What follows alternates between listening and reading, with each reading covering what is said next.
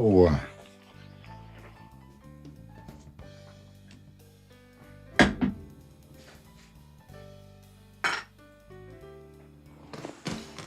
Don't know what to do with the lighter, but I did get one. I did get one, let me tell you. I don't know what I did with it. Big mystery in this house. Lighters just tend to disappear. I deal with it, but it's a weird mystery that my lighters just seem to disappear.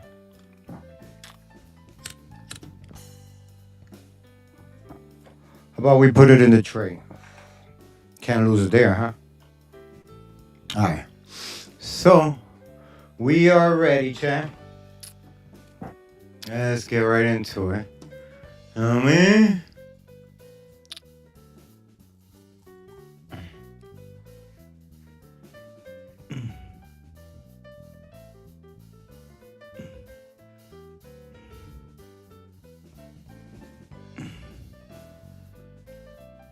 Okay. I have prepared 5 game modes to familiarize you with the new world of Gran Turismo. So, that being said, let's go. I haven't played with this wheel in so long, chat. I like my car games to be realistic, I ain't gonna lie to you. She got the pedals and everything.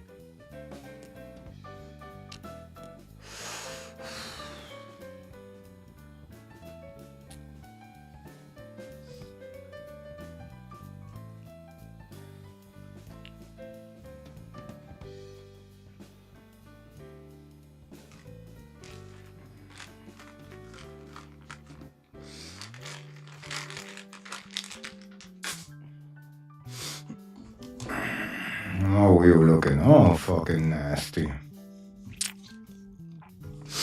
Let's go ahead and give this shit a revitalization.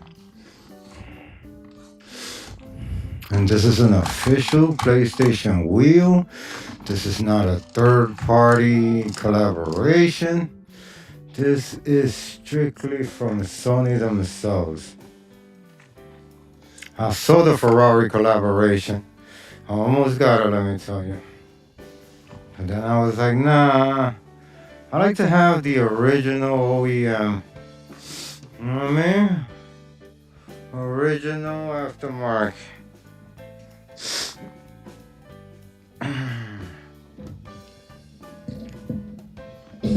Sorry for the delay, chat. But, you know, I like to have my shit look brand new, even if it's not. What is this? What's going on in these buttons up here?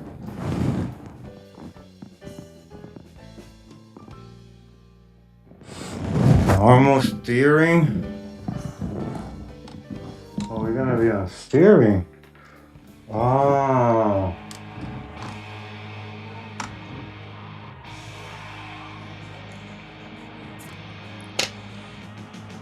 Okay, Chaz, going down.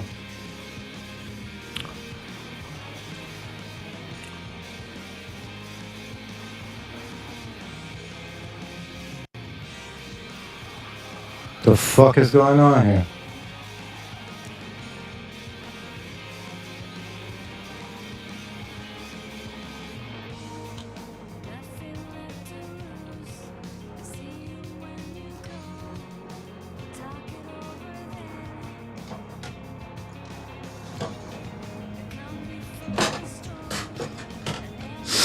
Alright, let's see.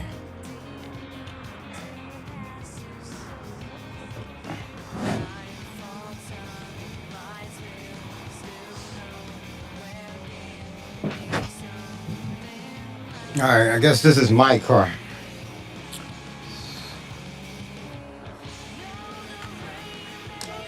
Alright, let's start. Let's start this shit.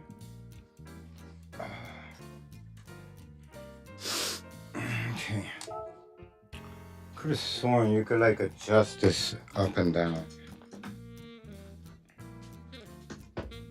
I don't know. Whatever. Whatever, chat. All right.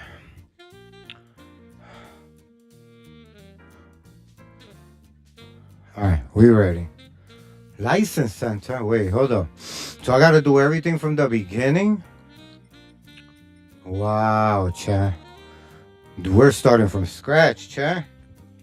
I thought you guys was gonna get like some dope cars and shit. Like we got nothing. We're starting from day one, chat. Ain't that some shit?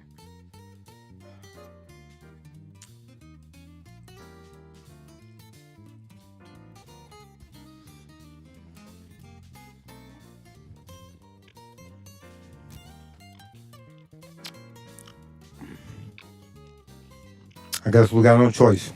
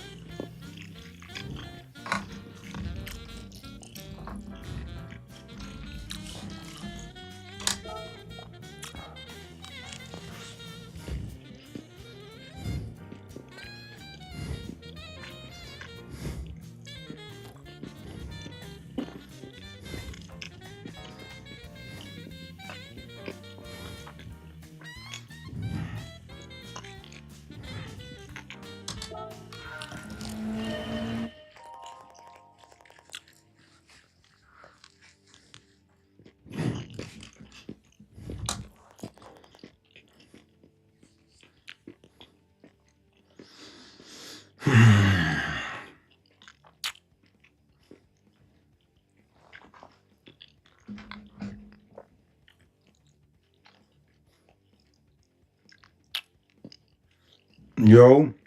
Yeah, you come downstairs. I'm in the lobby. Nobody going here. I got you.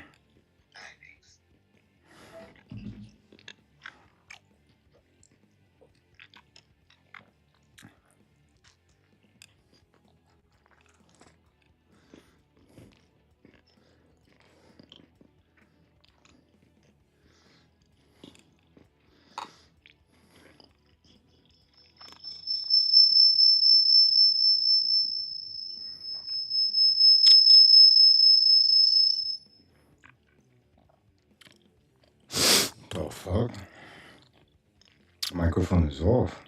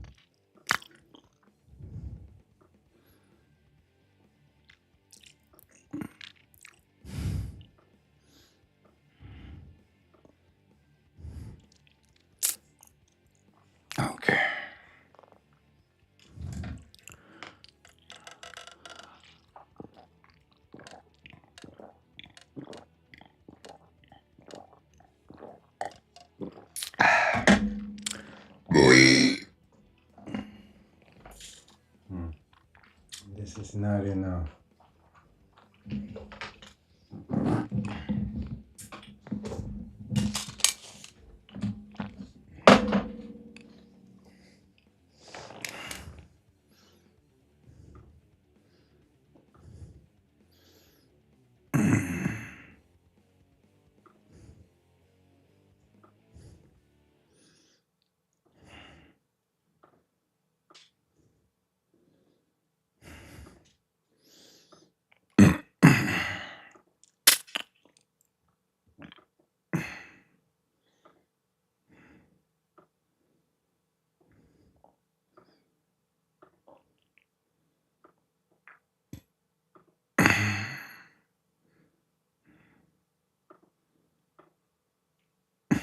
Fuck.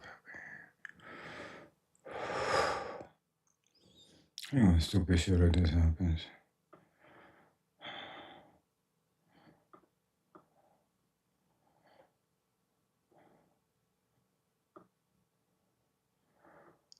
Fuck, man.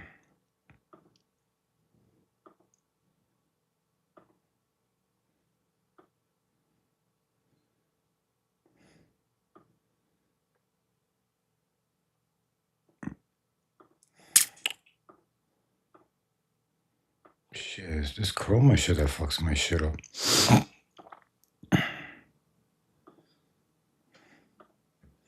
Then they look so warpy and shit.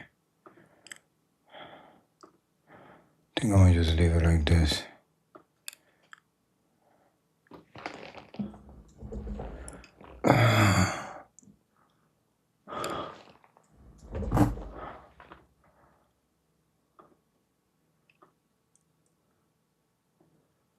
I'm just gonna do this. And around the edges.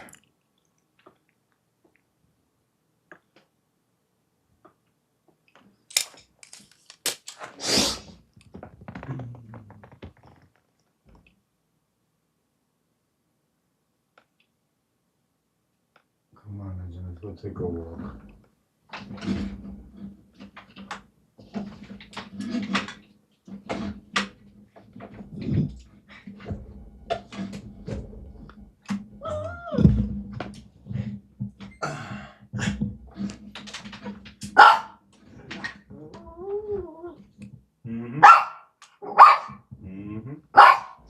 Yes, sir. Absolutely. Yes, sir. Yes, sir. Yeah, that's what I said. That's absolutely the same thing I was saying. Yes, sir. Yes, Poppy. Of course. Alright.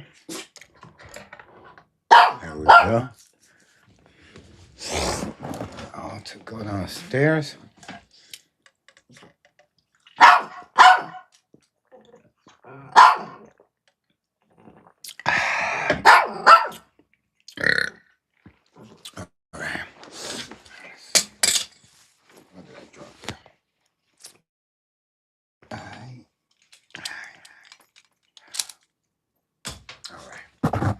Let's go outside. Alright, child, we'll be right back.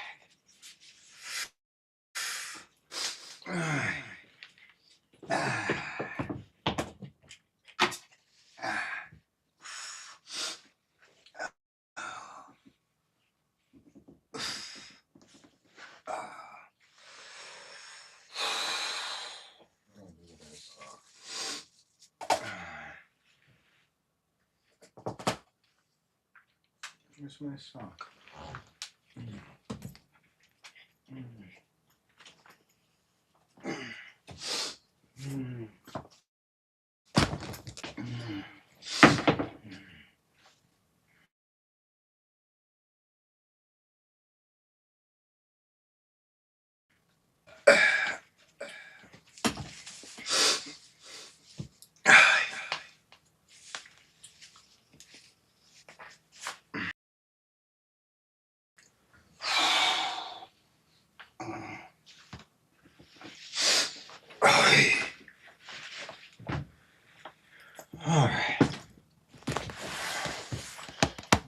are gonna do is we're gonna need this camera back. That was that part. I'll put this charge over here.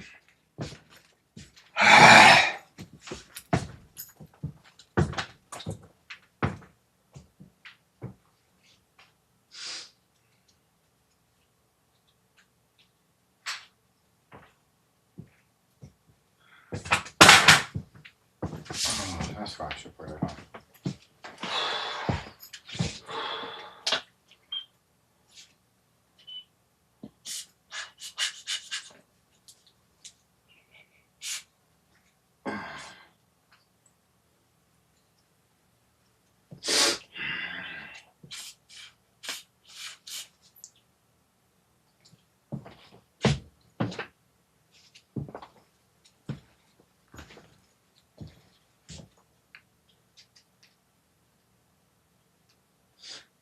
Alright, legendary. Let's get out of here. I need some tech with us.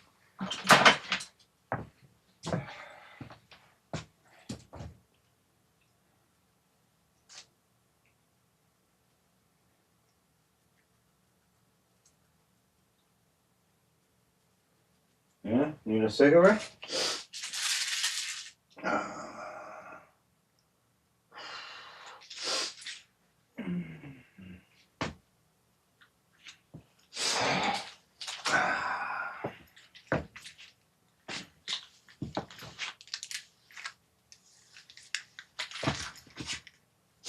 Alright, y'all, I'll be back in a second. I do apologize. I gotta walk Legend real quick. Come on, baby boy. Let's go.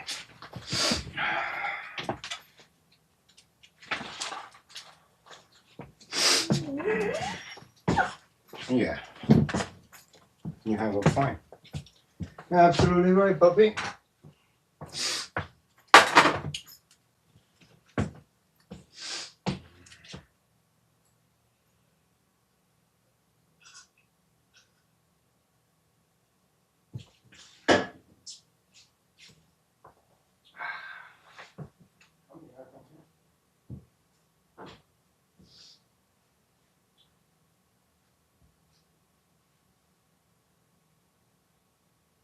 What do you think of? Where were you? Where's your harness? Where's your harness? Are you gonna go outside? Where's your harness? How are you gonna go outside? Where's your harness? Where is it? Okay, then grab it. Right? So grab it. You're gonna grab it. Let me get it. Let me get it. You're right there. Give me. Fetch it. Fetch it. Give me. Give me. Oh, wait, you're gonna give it. Give me. Give me the harness. No, you grab the harness. You get it. Give me the harness.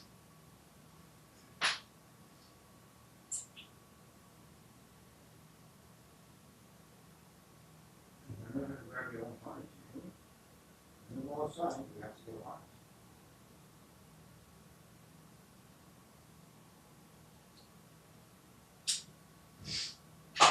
Wait. Let me check. You don't know, nigga. You don't know. Come here. It's been cold the last few days. Don't you take it off. That's there. You're putting it off right now. You don't know how cold it is. This is our way of not freezing our ass.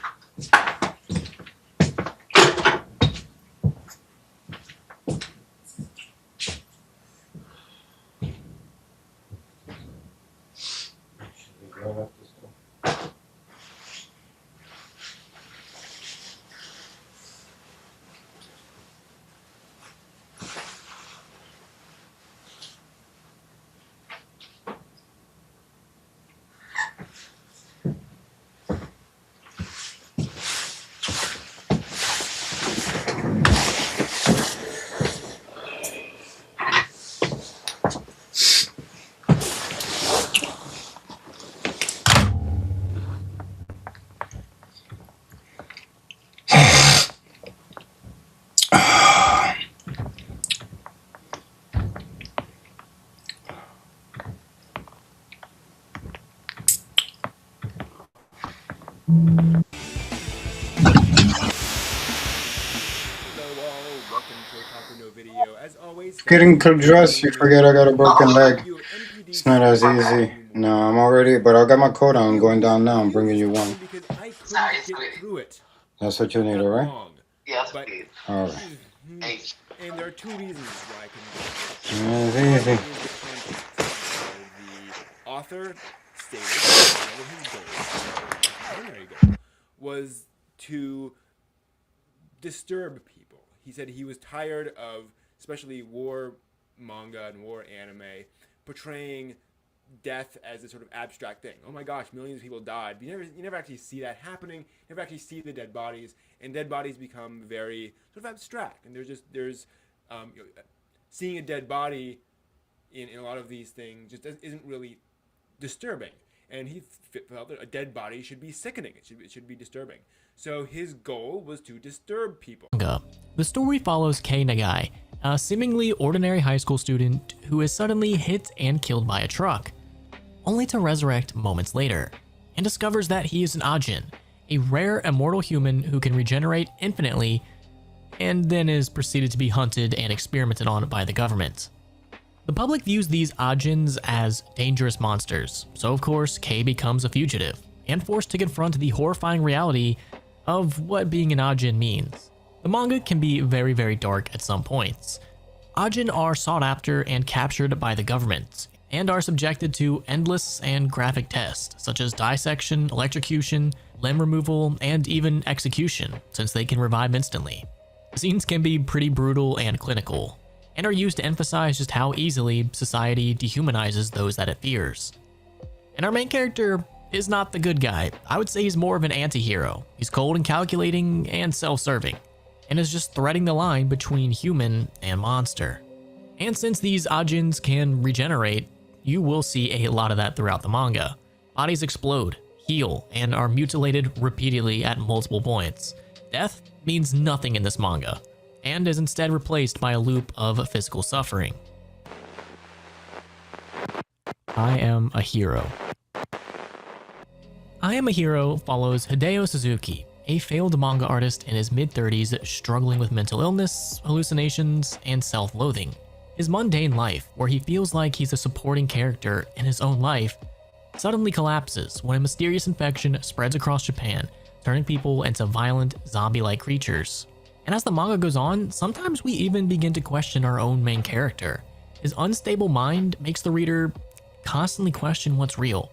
He constantly converses with imaginary figures, and his neurotic inner monologue blurs the line between sanity and delusion. And the violence that we see in the manga is nothing to scoff at. The infection scenes are graphic, detailed, and surprisingly grounded in anatomy. Victims mutate grotesquely, faces split open, eyes bulge, and bodies twist unnaturally. It's not supposed to be a pleasant Hollywood movie, it's supposed to be just raw. And of course, like any zombie story, you have to deal with the collapse of morality. Eventually, the survivors become as monstrous as the infected. You have looting, assaults, and a certain word that starts with R. And the title, I Am a Hero, is kind of ironic. Our main character isn't brave or noble. He's just a terrified man trying to do what he can to survive.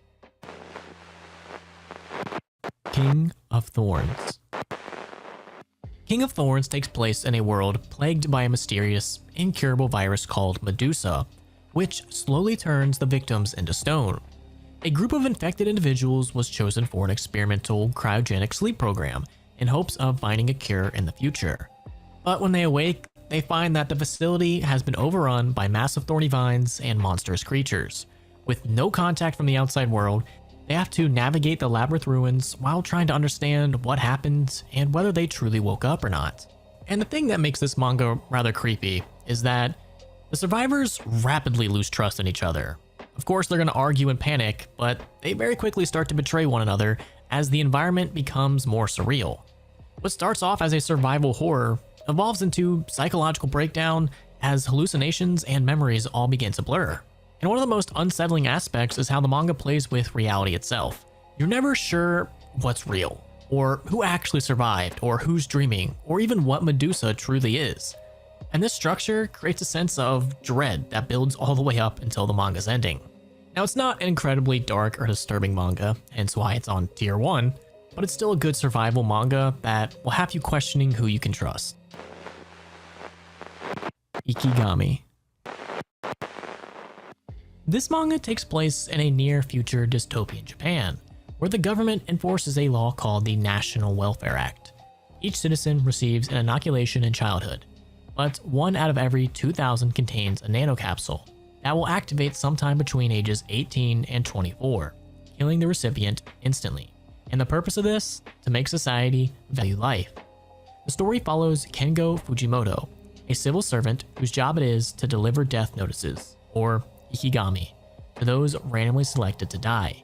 He must inform each person 24 hours before their scheduled death, so they can appreciate their final day. Each chapter follows a different recipient: an aspiring singer, a bullied student, a disgraced soldier, a desperate mother, as they all face their last 24 hours. And their reactions vary wildly: revenge, forgiveness, rebellion, quiet acceptance. Between cases, Fujimoto begins questioning the morality of the system he serves, and risks being labeled a traitor to the state. The story isn't about serial killers, curses. It's about a dystopian future, where society learns to live with killing their own kind. The victims aren't villains. They're just ordinary people whose lives are cut short for no reason. Just regular people like you or me. There's no grand conspiracy or anything like that. Just a government that weaponizes fear to maintain control, and citizens too afraid to question it. Hellstar Ramina. Hellstar Ramina is a short manga written by Junji Ito. The story begins when Dr. Oguro, an astronomer, discovers a mysterious new planet that suddenly emerges from a wormhole. He ends up naming it Ramina after his daughter, and this discovery immediately makes Ramina a global celebrity. But not for long. Soon after that, the planet begins to consume stars and galaxies, and is moving rapidly towards Earth. As panic begins to spread, the public turns from worship to hatred, blaming the girl for the coming apocalypse. And she very soon becomes the target of humanity's fear and madness as society begins to collapse. Not only does this manga have to deal with cosmic horror, the planet Ramina is a literal cosmic predator. It's a sentient, devouring world. And just the idea of the unknowable, a giant planet that feeds on entire galaxies, is horrifying, because how would you ever stop that? But the way that the planet is drawn definitely can send a shiver up your back. But the most disturbing part of this manga is just the way society immediately collapses. As the planet approaches Earth, everyone just loses their mind. People start believing that this girl is cursed, a witch who brought the apocalypse. Crowds immediately form cults and mobs lynch survivors. And there's no buildup, it just happens. Cities immediately collapse, and once that planet gets there, the Earth twists apart and the skies burn, as Ramina devours the planet. There's no salvation. It's just pure hopelessness. No matter what happens, the extinction is coming.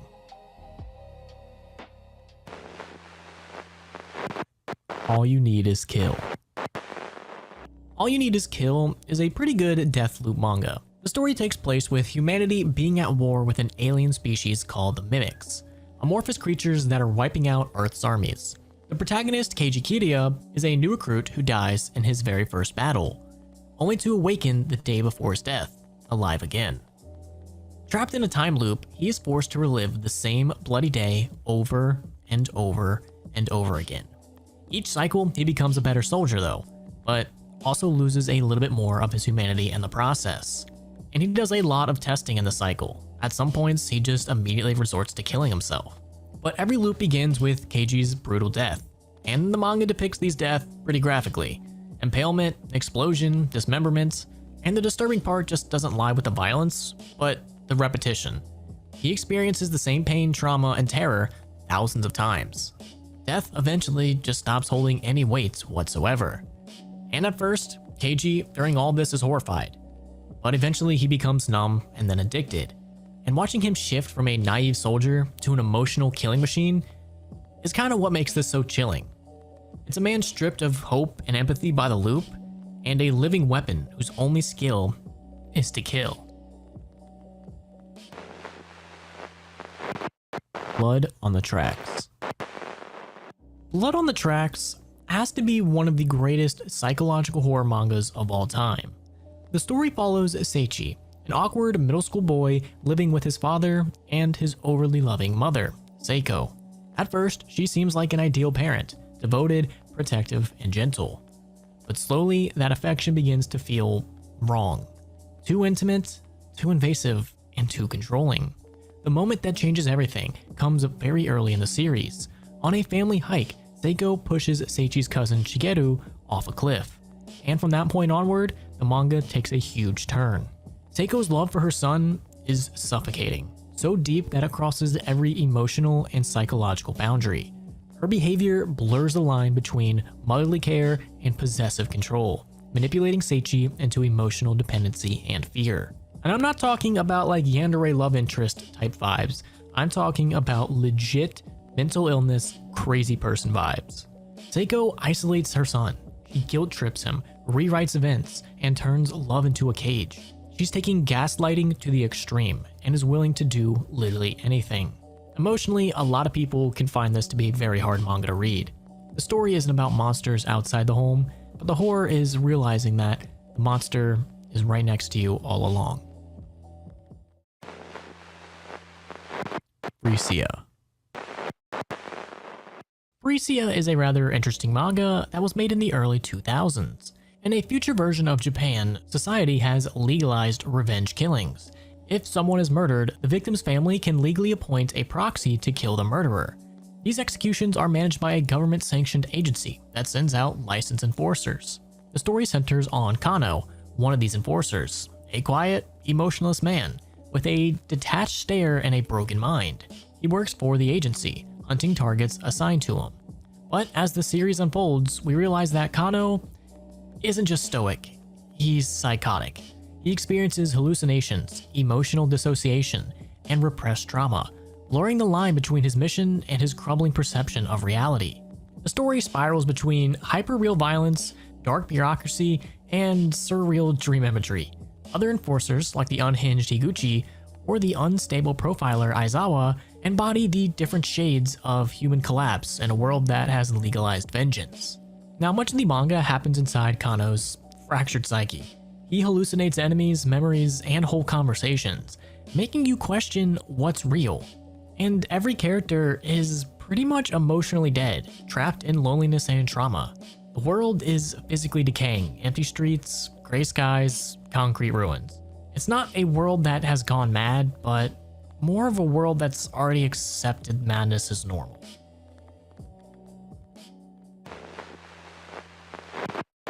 Higurashi. Higurashi is a very famous manga and anime. You've probably heard about it at some point in time, but it is set in the quiet rural village of Hinamizawa. The story follows Keiichi Maebara, a teenage boy who just moved into town. And at first, everything feels idyllic. Cute girls, a tight-knit community, and summer festivals. What's there not to love? But beneath all of that warmth hides a curse. A history of murders, disappearance, and madness linked to the village deity. And each story arc tells similar events with minor differences. People die, go insane, or vanish. Yet time resets and the pattern repeats. Each arc slowly reveals the truth hiding behind this village's curse, slowly unmasking whether it's supernatural, psychological, or human-made. Now, one thing that a lot of people love and also find terrifying about the manga is that you see characters that you grow to love turn psychotic or murderous, which helps create a deep emotional unease. Every arc explores how isolation, guilt, and fear twist human perception. Characters hallucinate, distrust friends, and commit atrocities believing that they're protecting themselves. And some of the more disturbing scenes involve a person clawing her throat open, or a seemingly kind girl committing ritual murder. And with these stories' time loop structure, it kind of feels like torture. If there's one thing that I can say for certain, it's that every villain has a reason, and every hero eventually breaks.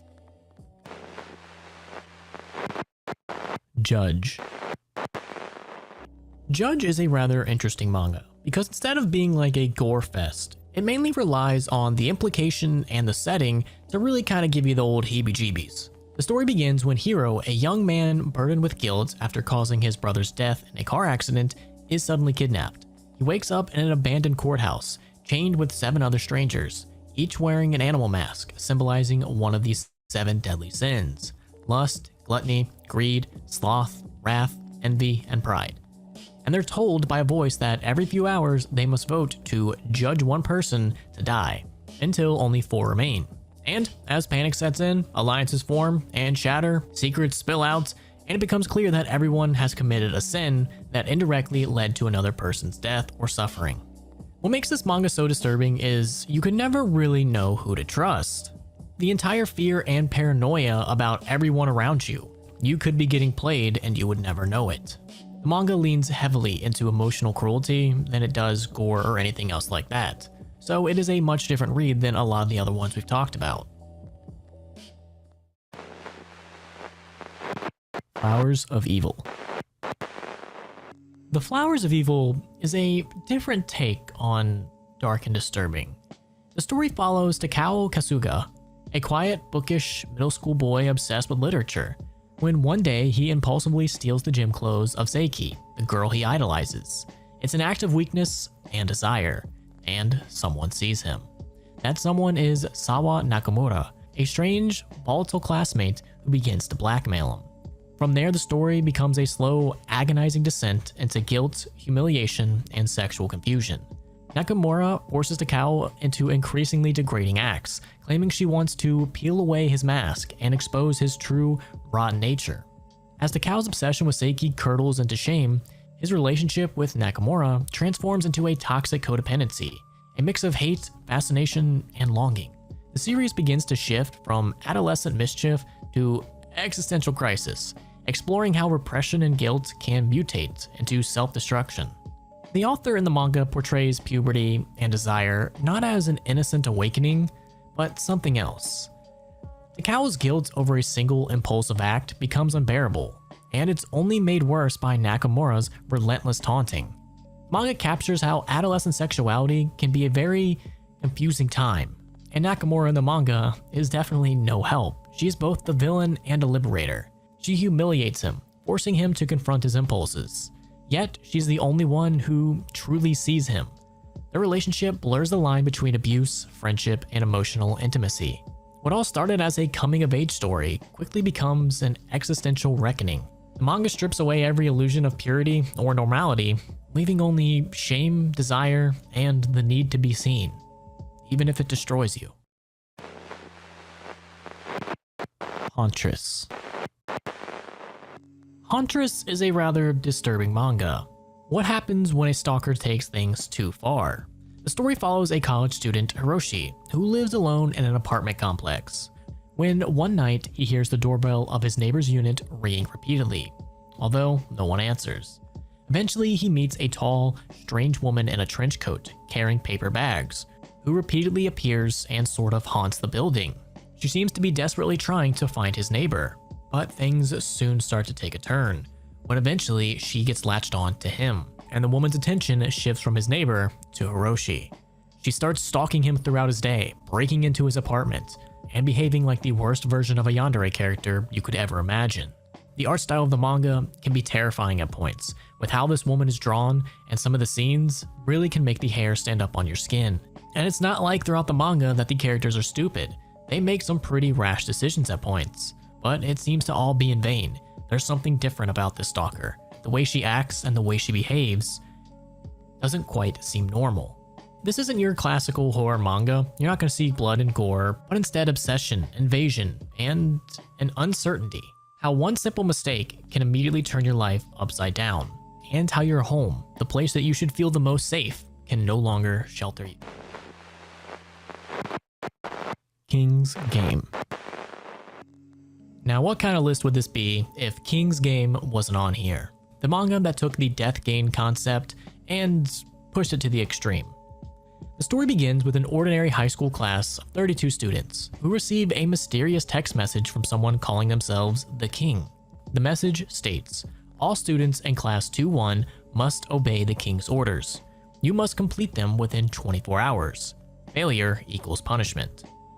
And at first, the orders seem harmless. Silly little dares like so-and-so must kiss so-and-so. But soon the orders escalate into humiliation, violence, and murder.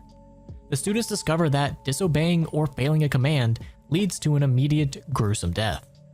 As panic spreads, paranoia and betrayal consumes the class. Nobuaki, the protagonist, tries to uncover who or what the King's Game is, but the game's rules and punishment become more twisted with each round. And the King's punishments are very unpredictable, ranging from hanging, decapitation, to mysterious internal bleeding. And the deaths are drawn with intense realism, emphasizing the shock of seeing teenage characters die in horrific, arbitrary ways. And no one can escape the game. Even trying to flee town, destroy phones, or refuse to participate results in immediate death. You are trapped, and there's no escape. The story goes on to explore how quickly fear erases empathy. Friends execute each other just to survive, lovers betray one another, and Nobuaki watches helplessly as all those closest to him start to die, often by their own hand or their own choices. King's Game is pretty disturbing because it not only combines the sadism of supernatural death game with the psychological realism of human collapse and the fear of the unknown. What is the King's Game? Who's controlling it? Is there any way out? And in the end, is it even possible for anyone to win? Uzumaki. Uzumaki, or Spiral, is one of Junji Ito's most iconic works. Set in the quiet seaside town of Kurozucho, Uzumaki follows Kirigoshima and her boyfriend Shuichi Saito, who slowly come to the realization that their town is cursed, not by a ghost or a monster, but by a pattern, the spiral. The spiral begins manifesting everywhere, in clouds, shells, whirlpools, human behavior, and even inside people's bodies. Over time, the townspeople become obsessed, deformed, or devoured by spirals until the town eventually collapses into a grotesque spinning nightmare. What makes the story really terrifying is that there isn't really a villain. It's just a pattern, a natural form that defies all comprehension. People aren't dying because they're attacked. They're dying because the universe itself turned hostile. Some of the more infamous scenes include Shuichi's father, who becomes obsessed with spirals and contorts his body into one, and ultimately spiraling himself to death. Kiri's mother, who is terrified of spirals, mutilates herself, cutting off the tips of her hair, nails, and even parts of her skin to remove anything circular. And at one point, pregnant women even give birth to these snails. And of course, since it's drawn by Junji Ito, you can probably expect how gruesome some of these are going to be. With each chapter that goes by, the town just sinks deeper and deeper into madness. There's no explanation, there's no god or villain, just the inevitability. MPD Psycho. MPD Psycho, or Multiple Personality Detective Psycho, is a manga that started off in the late 90s. The story follows a detective, Yosuke Kobayashi, who is on the case of a serial killer who dismembers his victims. The killer would later go on to send Yosuke his own girlfriend dismembered in a box. This would cause Yosuke to do everything he can to hunt down the killer, but he ends up losing his sanity in the process, giving rise to multiple personalities, including the cold and calculating Kazuhiko Amamiya, who ends up becoming the dominant persona. After being thrown in prison for murdering the killer, he ends up being drawn into a vast web of murders connected to a mysterious organization. MPD Psycho has to have some of the most graphic murder imagery in manga. Corpses are literally turned into living art installations. Victims are mutilated with precision, and their remains are used in twisted symbolism. These murders aren't just done out willy-nilly. These people are dedicated to their murdering hobby. And probably one of the more disturbing aspects is that it kind of echoes things that happened in real life. This mysterious organization uses psychological manipulation, genetic modification, and brainwashing to create killers. Kind of like an echo to the MKUltra program, where the US government was experimenting on its own citizens, not turning them into serial killers, but essentially trying to figure out how to control them. Harem's End. Honestly, you could put any manga made by Shintaro Kago here, because they're all pretty messed up. Not saying they're bad, but they're all like this. But Harem's End starts off with a college student who suddenly finds himself living with 5 girls representing the typical harem archetypes: an alien, a little sister, a childhood friend, a tsundere, and his fiancé. Meanwhile, a disgraced former idol named Hirahara Aya is offered a role in a mysterious animation company to voice a magical girl series called Killer Maw. And these two stories gradually intertwined, revealing that the harem setup is not just innocent romantic comedy, but a cover for something far more sinister. The girls living with a college student aren't simply vying for his attention. They have much hidden and darker motives. One night after they're all sleeping together, the next thing we know, our main character is dead and all of his limbs are chopped off. The author Kago is known for this kind of style, and Harem's End does not hold back. Physical transformations, mutilation, sexual violence, and extremely graphic panels all kind of merge with the harem tropes to make the cute harem girls into horrifying figures.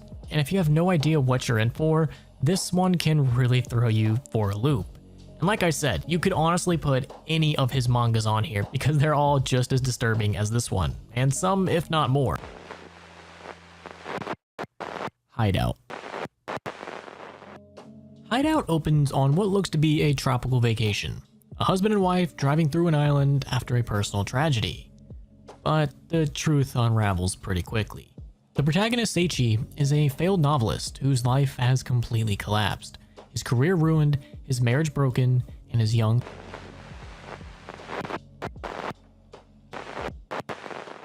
He leads his wife into the forest under the guise of seeking help, but instead he actually plans to murder her and dispose of the body in a nearby cave. But once inside, things go horrifically wrong. Something else is lurking deeper in the cave. Now what's creepy about this manga is one, not just the art style, but two, the entire premise. The fear of the unknown. Some other monstrous being alone with you in the dark. Now, our main character Seichi wasn't a born killer. He was just a man destroyed by disappointment, grief, and emasculation. We watch his transformation from a quiet resentment to homicidal rage. What happens when you push a man too far? And probably the worst part about the story is after learning of Seichi's background, you kind of empathize with him a little bit. He didn't choose this life. It feels like he's being constantly punched down and decides to fight back in his own way. But at the end of the story, there's no redemption. Seichi is not the hero of the story. And it just goes to show you that evil doesn't always come from monsters, but sometimes from the moment you stop caring about what's right. Living Corpse. Hideshi Hino is another one of those authors where you could pick almost any of his manga to put on here because they're all just as disturbing. Again, not saying they're bad, they're all really good, but they all have this same theme. In The Living Corpse, the protagonist is Yosuke Shinkai, a man who awakens with almost no memory of who he is. He wanders through a world where people recoil at his presence, where his body is deteriorating in front of him, and he can't understand why. As he searches for identity, he discovers that he is in fact undead, a corpse kept alive, or living in a state of decay. His flesh rots, his bones crumble, insects emerge, and he is trapped in motion, unable to die properly and unable to live properly. At the same time, he keeps being pulled into memories and revelations about his past, what he once did, the relationships he had, and the betrayal and trauma that led to this state. So not only do you have the complete just terrifyingness of a walking zombie with maggots and stuff falling out of his eyes, you also just have the helplessness of being able to do literally nothing. The rest of your life is done. It's hopelessness. There's no redemption or escape. This is now your life. Battle Royale. In a dystopian Japan, under the totalitarian Republic of Greater East Asia, each year the government selects one middle school class to participate in a brutal game called The Program. A class of 42 students are drugged, transported to a remote island, and equipped with explosive collars that will detonate if they try to escape, enter forbidden zones, or refuse to play. The students are given random weapons and told that only one of them may survive. Until then, they must kill each other. And the story follows multiple students, especially Shuya Nanahara, Noriko Nakagawa, and Shoga Kawada, as they attempt to survive, resist, forge alliances, betray one another, and confront the horrors of the program. And as the game goes on, violence only escalates, friends become enemies, and each student's backstory and motives are revealed, a lot of them being tragic. Now, not only is this manga a pretty important part of manga history, as it's one of the inspiration for the life-death games that come after it, but it's also the gold standard for death game manga. and it doesn't shy away from showing the death part in Death Game. It's bloody, gory, and can be very hard to read if you're sensitive to certain things like abuse, SA, murder, manipulation, you name it. It's not like they're grown adults. These are all innocent young kids that are sent out to kill each other. Imagine you and your friend are doing everything to survive, and at the flip of a hat, now you two are enemies. And that's exactly what happens in this manga. Friendships break like that. And as you get to know more students and as more die, you come to learn the reasons behind some of the things that some of these kids do. They all didn't have perfect lives back at home. There was a lot of abuse and trauma that led up to their actions in the manga. So in my opinion, this manga asks one specific question. If survival meant killing a friend, would you be able to? And would you still be able to remain human afterward? Death Sweeper. This manga follows Hiroyuki Ozaki, a man who takes a job as a death sweeper. Someone whose job it is to, can you believe it or not, clean up deaths. Suicides, unattended corpses, and violent crime sprees. At first, Hiroyuki views the work as just a job. Arrive, dispose of the body, clean the environment, erase evidence. But as he continues, each job stays with him. The objects left behind, the memories of the deceased, and the families who never knew or came to terms with the loss. He confronts the horrifying idea that death doesn't always come with recognition or closure. Some people simply vanish, are found days later, and the world moves on. Through his interactions with loved ones of the deceased and the remnants at each scene, Hiroyuki begins to question the meaning of life, death, and legacy, and whether being forgotten is a worse fate than death itself. As the story goes on, the psychological toll starts to mount. The isolation, the guilt, and the sense of being surrounded by death, but powerless to give it meaning. The more scenes he cleans, the more he feels like he's cleaning memories, regrets, and unfulfilled lives rather than just bodies. And that is a pretty strong message.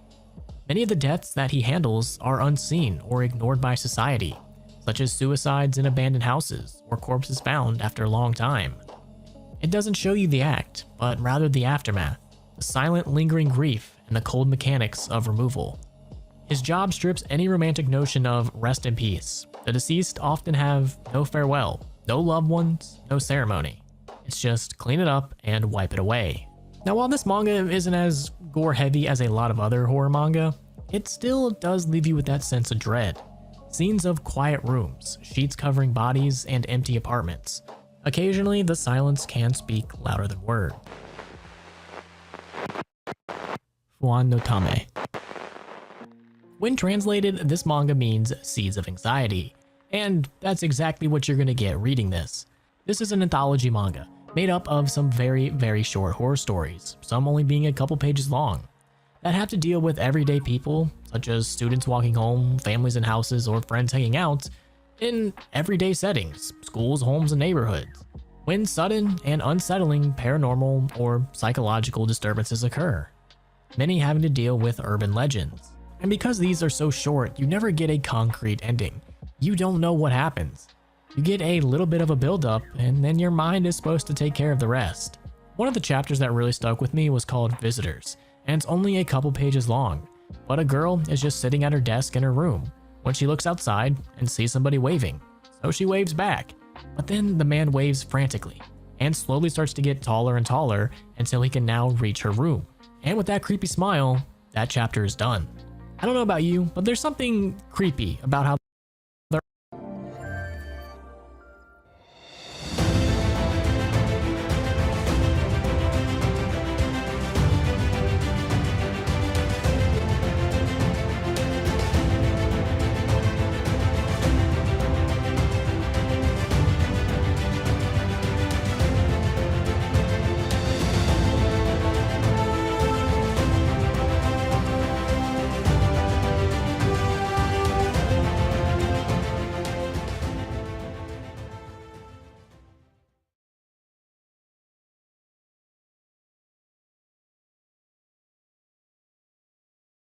they're all just open-ended.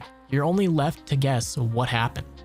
You don't get to know any of these characters, and the scenarios that they're all in are all way too common. Walking home, looking out your window, or hearing footsteps behind you. And because as you read it, the fears feel plausible, and maybe that's why they stick with you. Pumpkin Night. Pumpkin Night follows Naoko Kirino, a young woman who was bullied in middle school by a group of classmates. After a cruel prank leaves her severely injured, she is institutionalized in a mental hospital, and at some point she adapts the persona of Pumpkin Night, escapes the hospital wearing a pumpkin head mask, and sets out on a brutal, and I mean brutal, revenge spree against her former classmates. Along the way, she murders hospital staff, stalks and terrorizes her targets, and forces them into confrontations of terror and death. And the narrative of the mass killer's rampage is seen as both a direct reaction to all the trauma and bullying that she went through, and also just cold. The loss of innocence. This girl becomes the monster. The victim becomes the terror. Now this manga has plenty of extreme violence. Naoko methodically hunts down those who wronged her, and the violence is very explicit, sudden, and brutal. As Pumpkin Night, she becomes more of a myth than an actual person.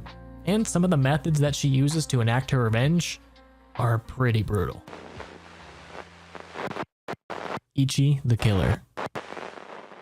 Ichi the Killer is set in the red light district of Shinjuku, Kabukicho, dominated by Yakuza, and the story centers around two key figures. Ichi, a psychologically broken young man, trained to kill. He's timid and weeps when he harms others, but he is capable of extreme violence once triggered. And you also have Kakihara, a sadomasochist Yakuza enforcer who craves pain and inflicts it on others. He becomes obsessed with Ichi's ability to kill. And the whole inciting incident is when the boss of the Ancho clan, a powerful Yakuza gang, disappears with the gang's money. Kakihara insists it's not a disappearance, but a kidnapping. His investigation leads him to a brutal conflict involving Ichi, who is manipulated by an older figure to slaughter for his own psychological ends. And as the plot unfolds, the violence escalates. Torture, massacre, betrayal, body horror, you name it. Neither Ichi nor Kakihara are conventional heroes. They're both very broken and twisted, and manipulated by much larger forces. And the whole line between victim and perpetrator is very, very blurred. Now this manga doesn't shy from depicting torture whatsoever. Mutilation, dismemberment, SA, you name it. And during all of this, Ichi is having breakdowns. He literally cries after every killing. And there's really no comfort or redemption. The entire time, you're kind of just left with this lingering sense of dread. There's a reason that a lot of people say this is one of the most psychologically jarring mangas that they've ever read. Killing Morph. This story opens up in the busy district of Ikebukuro, where a masked figure, only known as M, commits a brutal, seemingly random mass murder. During the slaughter, a high school girl named Madoka Murasaki and her friends are caught in the middle, and by chance, Madoka survives. Although M is captured and imprisoned, Madoka begins to experience horrifying visions and the growing sense of being stalked. Not just by past events, but by something inside her. She slowly realizes that the massacre may not have ended, and that the killer's influence persists, and that her own body or mind may be morphing under the pressure of trauma and the killer's shadow. Now, the opening murder scene definitely just sets the tone for the rest of this manga, just senseless killing. And the manga isn't just about a serial killer going wild and someone happening to survive it. It's more about the killer's influence and how it's not just physical. It also targets the mind. Madoka and the others are haunted by what they saw and what they survived and what they might possibly become. There's very little comfort in the monster may be inside you, and maybe the scariest part is not the things that we witness, and that the real morphing that we fear is the one we can't stop happening within ourselves. Metamorphosis. Would it even be a list if I didn't include Metamorphosis? Even if you've never read this manga, you've probably seen meme images from it alone. But this tells the story of Saki Yoshida, a shy high school girl who decides she wants to change herself and start living with more confidence. After getting a makeover, she begins to feel noticed and accepted for the first time. And at first, everything's going well. She's going out with friends, enjoying her youth, and discovering independence. Little by little, the new world she's entered becomes darker and darker. People she trusts take advantage of her kindness, and the choices she makes under pressure slowly lead her down a dark and dark path. Now, of course, this is YouTube, so I can't, say everything that happens, but drugs, SA, essay by her father. Just a lot, like everything you can imagine happens. It's not good. And even towards the end, it gets pretty dark emotionally as well. As time goes on, Saki's life becomes a reflection of how fragile dreams can be when no one offers real support. The metamorphosis that begins as a symbol of hope turns into something tragic, a loss of innocence and identity. And by the end, Saki realizes how far she's drifted from the person she wanted to be. This manga isn't about shock. It's about the cost of losing yourself in a world that doesn't care. It got stuck in the branch that it was growing on, and then it also has a line from where it was strung on the plant, but still perfectly edible, just not visually as aesthetic as what we consider perfect produce. It's misshapen. That's not allowed to go into a box to go to a retail market. There's a lot of food that gets wasted because it doesn't have this perfect appearance. But inevitably, you're gonna have produce that doesn't meet that standard. We call those number twos. This is another example of a number two. Two grew into one, absolutely edible and tasty and delicious. And so by working with someone like Misfits, we have this beautiful, healthy, organic produce that's absolutely edible that we can package and sell to you guys. On farms, fruits and vegetables get tossed for so many different reasons. When they have a funny shape, when they're too big or too small, or even when they have just too many to sell. And it's mostly because traditional grocery stores don't want to buy these products. They only want the best looking stuff. And it's not just fresh produce. It's the parts of the salmon that just aren't as popular. It's cookies when they get new branding or new packaging. It's pasta noodles when they get packaged in the wrong box. At Misfits Market, we buy all that perfectly good food. And we pass on savings to our customers. We've rescued nearly 200 million pounds of high quality food, and we're just getting started. Go to misfitsmarket.com to start saving money by saving food.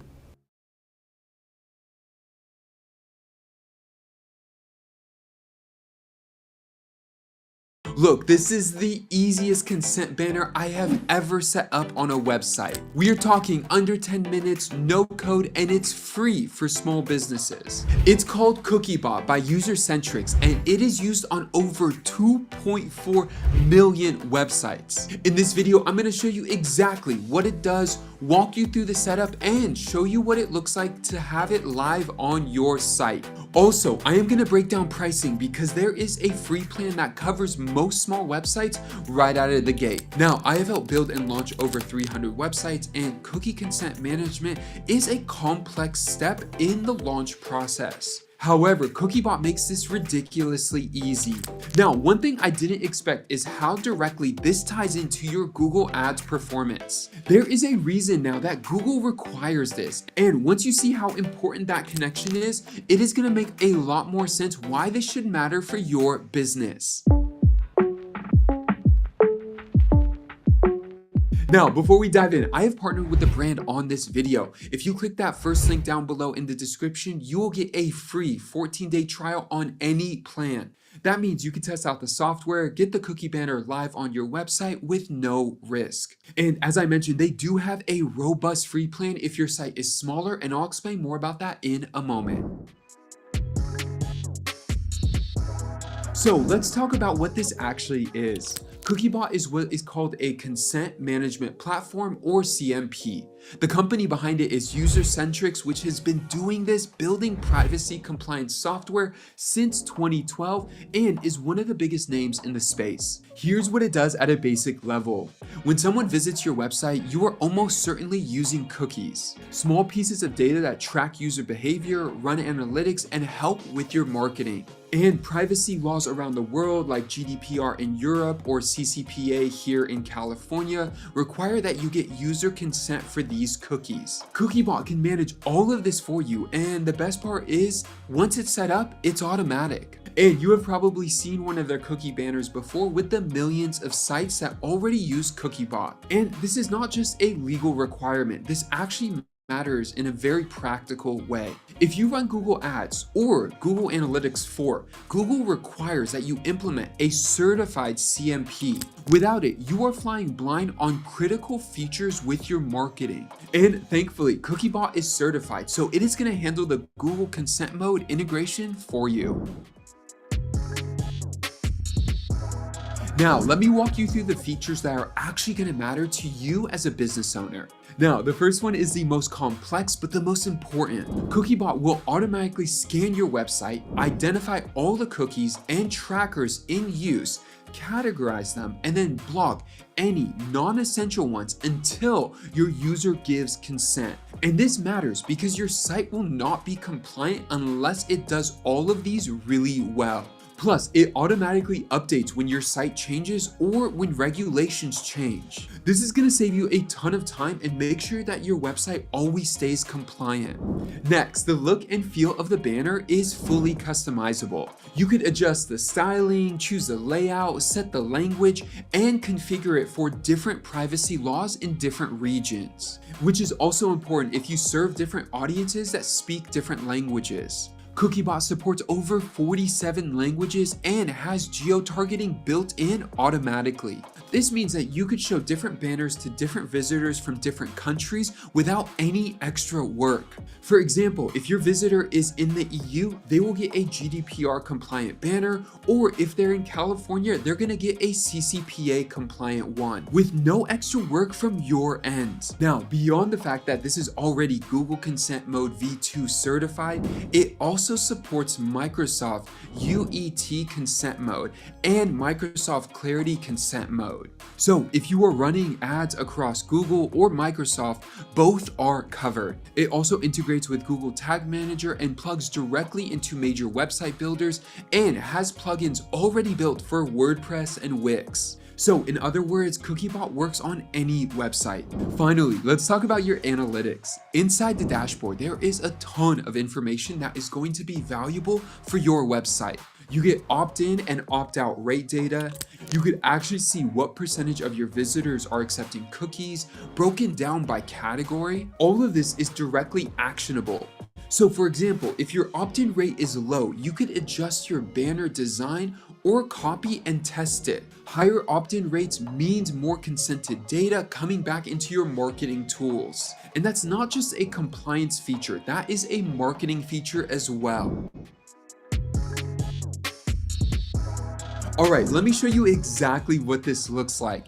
If you go to cookiebot.com, you can sign up for a free account directly on their homepage. Plus, there is no credit card needed to get started. Once you're in, the onboarding process walks you through 3 steps. You add in your website domain, choose your banner style, and then grab the code snippet. That is the main setup. Now, the dashboard is clean and straightforward. You have your consent statistics front and center, opt-ins and opt-outs broken down by consent category. You can also see your scan results, meaning which cookies and trackers Cookiebot found on your site, and you have banner configuration options right there as well. One of my favorite features is the privacy trigger, which you can see on my screen right now, is an option that you could toggle on or off and allows you to have an additional access point to your cookie settings for every user. This is a small trigger that you can customize and design that you could have on your website to make it easy for your users to check or update their consent easily. You could change the color, the position, the distance, and also the theme. Plus, you could apply as much regulation as you need to your cookie consent banner depending on different laws and jurisdictions. Take a look at my screen and you can see a lot of different options that are available. Now diving in, when you get into the banner settings, this is where you could customize everything. Layout, color, button text, and which legislation framework you want to use. And I want to point something out here. When you're configuring your buttons, Cookiebot recommends giving users a genuine balanced choice, meaning you're not making the accept button bigger or more prominent than others. And that is actually the right approach, both ethically and legally. And Cookiebot is designed to support that kind of honest user experience. They also have themes available that are light, dark, or you could customize them. Now, implementing this on your website is frankly really easy. For WordPress users, you just download a plugin, just search for Cookiebot, install it, activate it, and then you enter in your Cookiebot domain group ID, and you'll get this from your Cookiebot account. That is it. The plugin will handle everything else for you. And this is why I really love Cookiebot as a great option. Now, let's go a little bit deeper. This is something that sets Cookiebot apart from the competition. They use a proprietary scanning technology that actually crawls your website and detects cookies and trackers automatically. And it tracks 63% better than the competing solutions. So you're not manually hunting down what's running on your site. Once it's live, your site is scanning, blocking non-consented cookies, collecting consent records, and signaling properly to Google and Microsoft. And this whole process took less than 10 minutes. Let me break down the cost because the price here is super reasonable. Let's start with the free plan. Cookiebot is completely free. Yes, free if you have a website with less than 50 pages. And I'll tell you, most small businesses with a standard website, homepage, contact page, service page, blog maybe, you are probably under that threshold. Next up is the premium plan, and this starts at only $8 a month.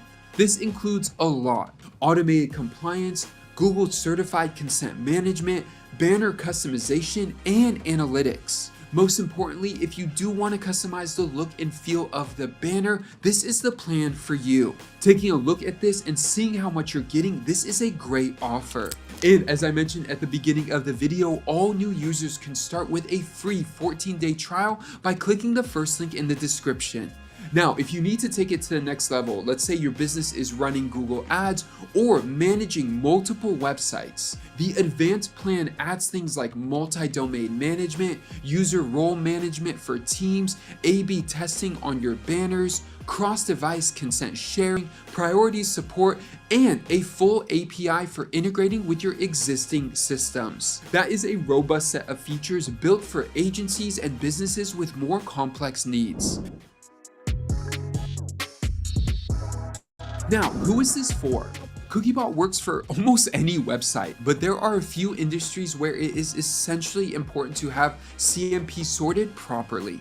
If you are running e-commerce, you are almost certainly using tracking pixels, ad retargeting, and analytics tools that are touching customer data constantly. So having proper consent management isn't just a legal requirement here, it directly protects the quality of your conversion data and your ability to run effective ad campaigns. The same goes for real estate, legal, and healthcare. These are industries where trust is everything and where website visitor data expectations are high. A well-designed consent banner signals professionalism from your business and tells your clients that you take their information privacy seriously. And for any business running Google Ads, getting the Google consent mode set up right is essential. This will directly affect your ad spend and your data, as well as if you are a marketing agency, a freelancer managing multiple websites for multiple clients, Cookiebot is also a no-brainer tool to add to your stack.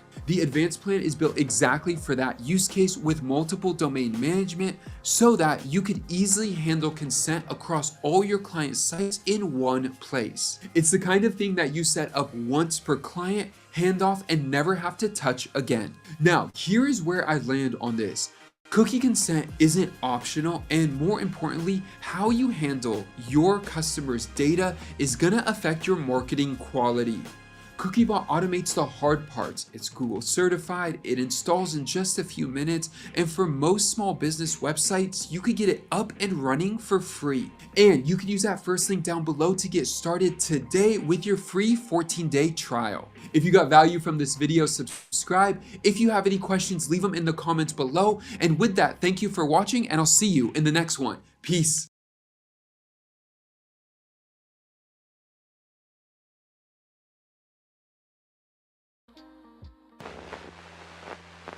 Aiko no Machan.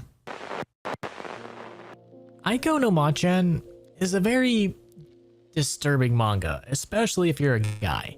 Aiko is a teenage girl who notices that all of her friends around her are undergoing the change of puberty, menstruating and growing up, while she is left behind. She begins to feel anxious and isolated, when one evening something strange happens. She wakes up and experiences a bizarre event connected to her body's change, which produces a surreal entity or presence named Machan. Ma-chan seems to be part of Aiko, a kind of invisible companion or alter ego tied with her transformation into adulthood. And as Aiko tries to navigate school, friends, and her family, she also grapples with Ma-chan. Her emergence, body changes, and the internal and external expectations of growing up. Now, I can see how this manga, when aimed at the right audience, could be pretty helpful. It could be really useful to young girls going through puberty. But as an adult male, seeing a young girl talk to her Ma-chan is not something that I was expecting to read today. The manga was never meant to be dark or disturbing. It was meant to help young people. Now initially this manga was going to be published on the webcomic Xenon site, but 2 days after the serialization started on June 29th, 2014, and only after the first chapter was made public, the publisher deemed that the content of the manga is possibly unhealthy to be published in Tokyo, and announced to cancel and remove it from the site. And of course, this incident caused a big stir on the internet. And in order to raise enough funds for the series to finish and publish it in a volume format, a crowdfunding project started on August 1st, and it finished on October 15th, exceeding its initial goal. Now there's only a couple chapters that have been translated into English, and like I said, targeted at the right audience, this could be a very helpful manga. But if you are not the target audience and you happen to come across it, watching a little girl talk to that is not something I was wanting to read or was expecting to read. We have got to the point where literally anybody can build a fully working app without knowing how to code. This is Base 44. This is a first look at the current industry-leading AI app builder, and you wouldn't believe the kind of apps that people are creating. Smart nutrition apps, inventory trackers, onboarding tools, you name it. And if the only thing stopping me from making the app is the idea, then why not build an app that gives me endless app ideas? So let's make it. Pro tip, I draft the full app spec in ChatGPT, and then I drop the prompt directly into Base 44. It gives me super detailed structure. And here it is. Everything I laid out in detail as it goes. This is pretty awesome, but I want to make it playful. So I'm going to add a swipe left and swipe right interface. The same usability we all know. Now I'm going to add one more feature. So every idea that I favorite will turn into a kickoff prompt to start building the app itself. And that's it. Just come up with your idea, any idea, and Base 44 will do the rest. So go to Base 44 and create apps with your name on it.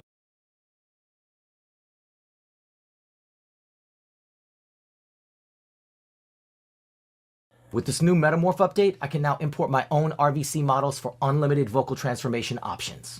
See you coming, you shine in the night like a diamond. I see you coming, you shine in the night like a diamond.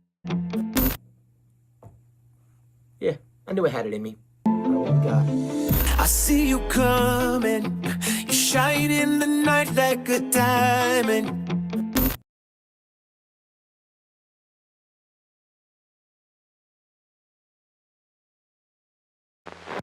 Mr. Arashi's Amazing Freak Show. This manga was really interesting because the entire time I'm reading it, I'm like, there's no way it gets weirder than this, and it does.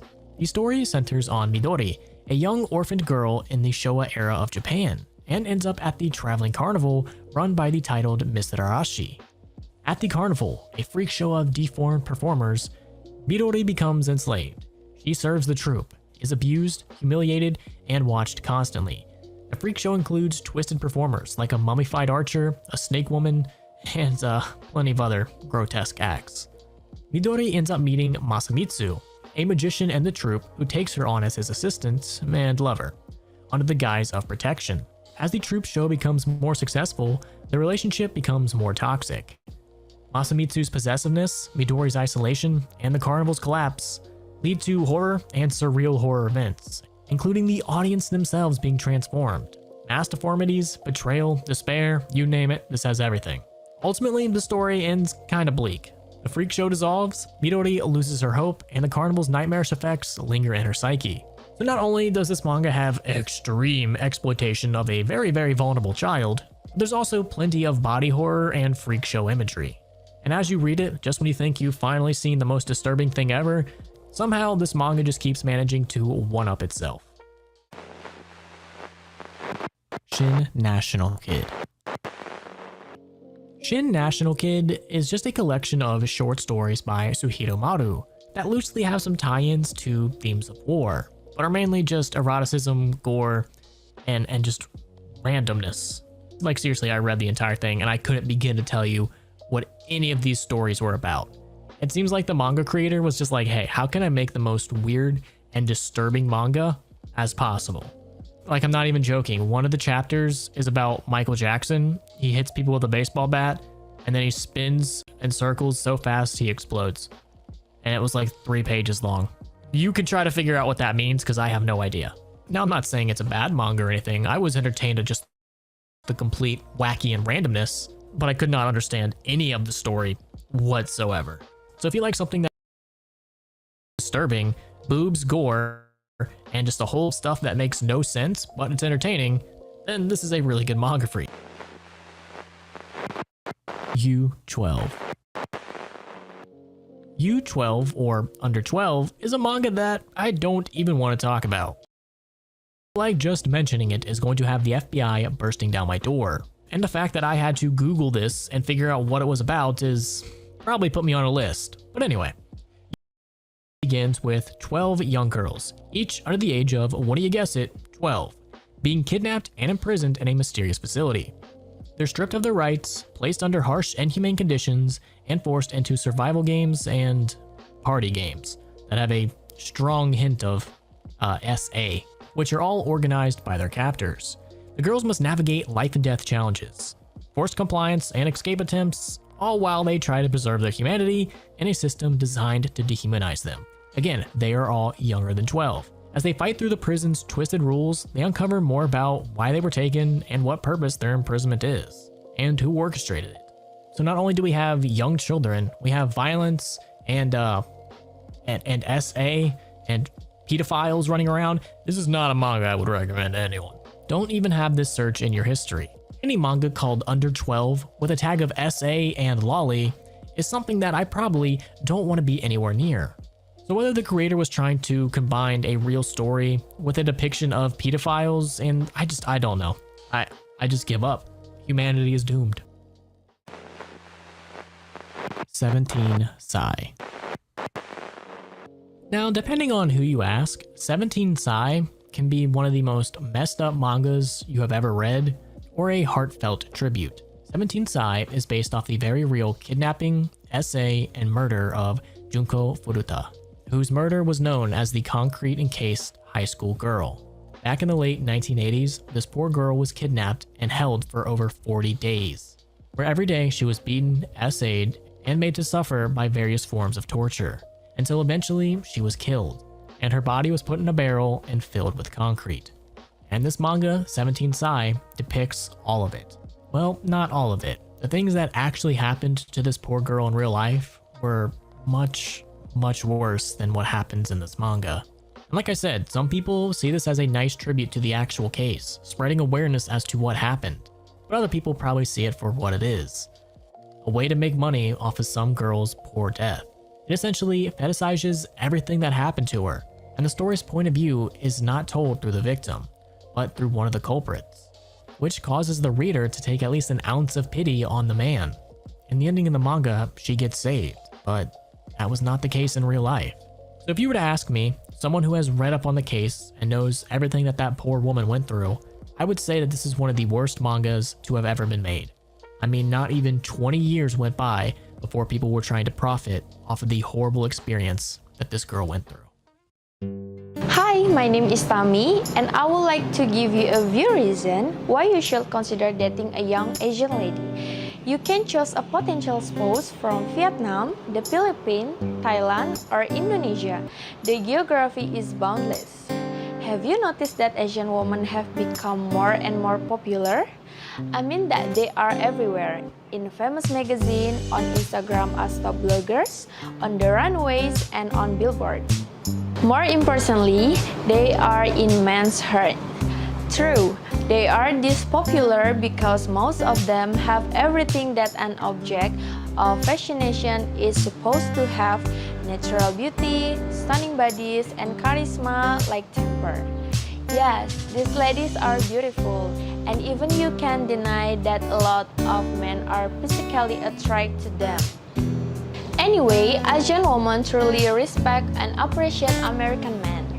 These ladies are passionate, they have been raised to respect traditional and family values. American guys are usually less passionate and emotional than Asian men.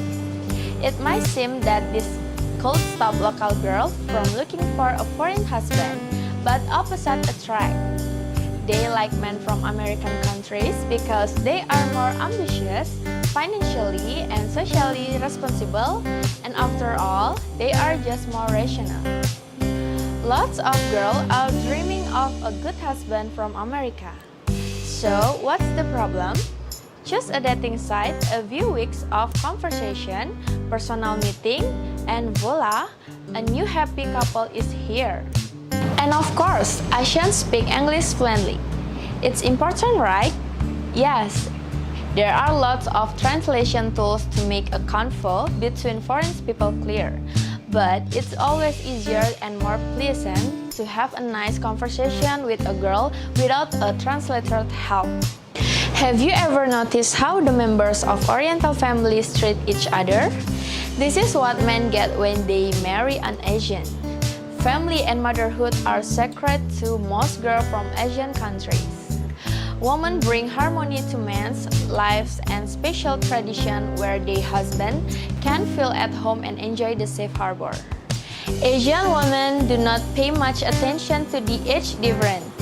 They do believe that a good personality stands first. More of it, they likely prefer men over 40 because they are more wise and stable. Sounds perfect, right? So why wait? There and take what is yours. Click the link below and take a 2-minute compatibility test with a young Asian lady.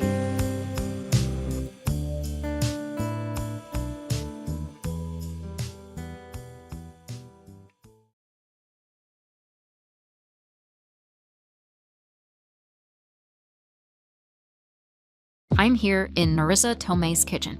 You look amazing, by the way. Thank you. 59, going strong. Wait, what do you do? What's your secret? I have many secrets. Do you take collagen? I used to, but I guess it comes from like pig and cow parts. I take collagen from ocean sources. That's the best kind because it's the most similar to human collagen. But it still won't give you the true benefits unless you combine it with a couple of other things and then you take them all together. Really? Like a special concoction? It's a special concoction. It's my special skincare concoction.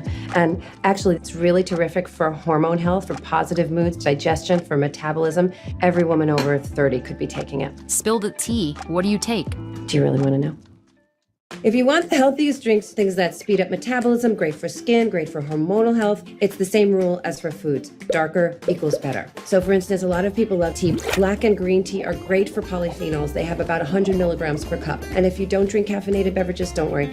My favorite herbal tea is rooibos, which has tons of polyphenols and is really great for heart health. But there's a trick. The polyphenols only come out if you steep them for over 4 minutes. Okay, so these are all amazing for your health, but what's crazy is there's a couple of other foods that can be even more powerful than this. You will not believe how good you can feel when you add these next 3 foods to your morning routine. Keep watching. I'll explain them one by one. This is what people aren't talking about when it comes to women's health.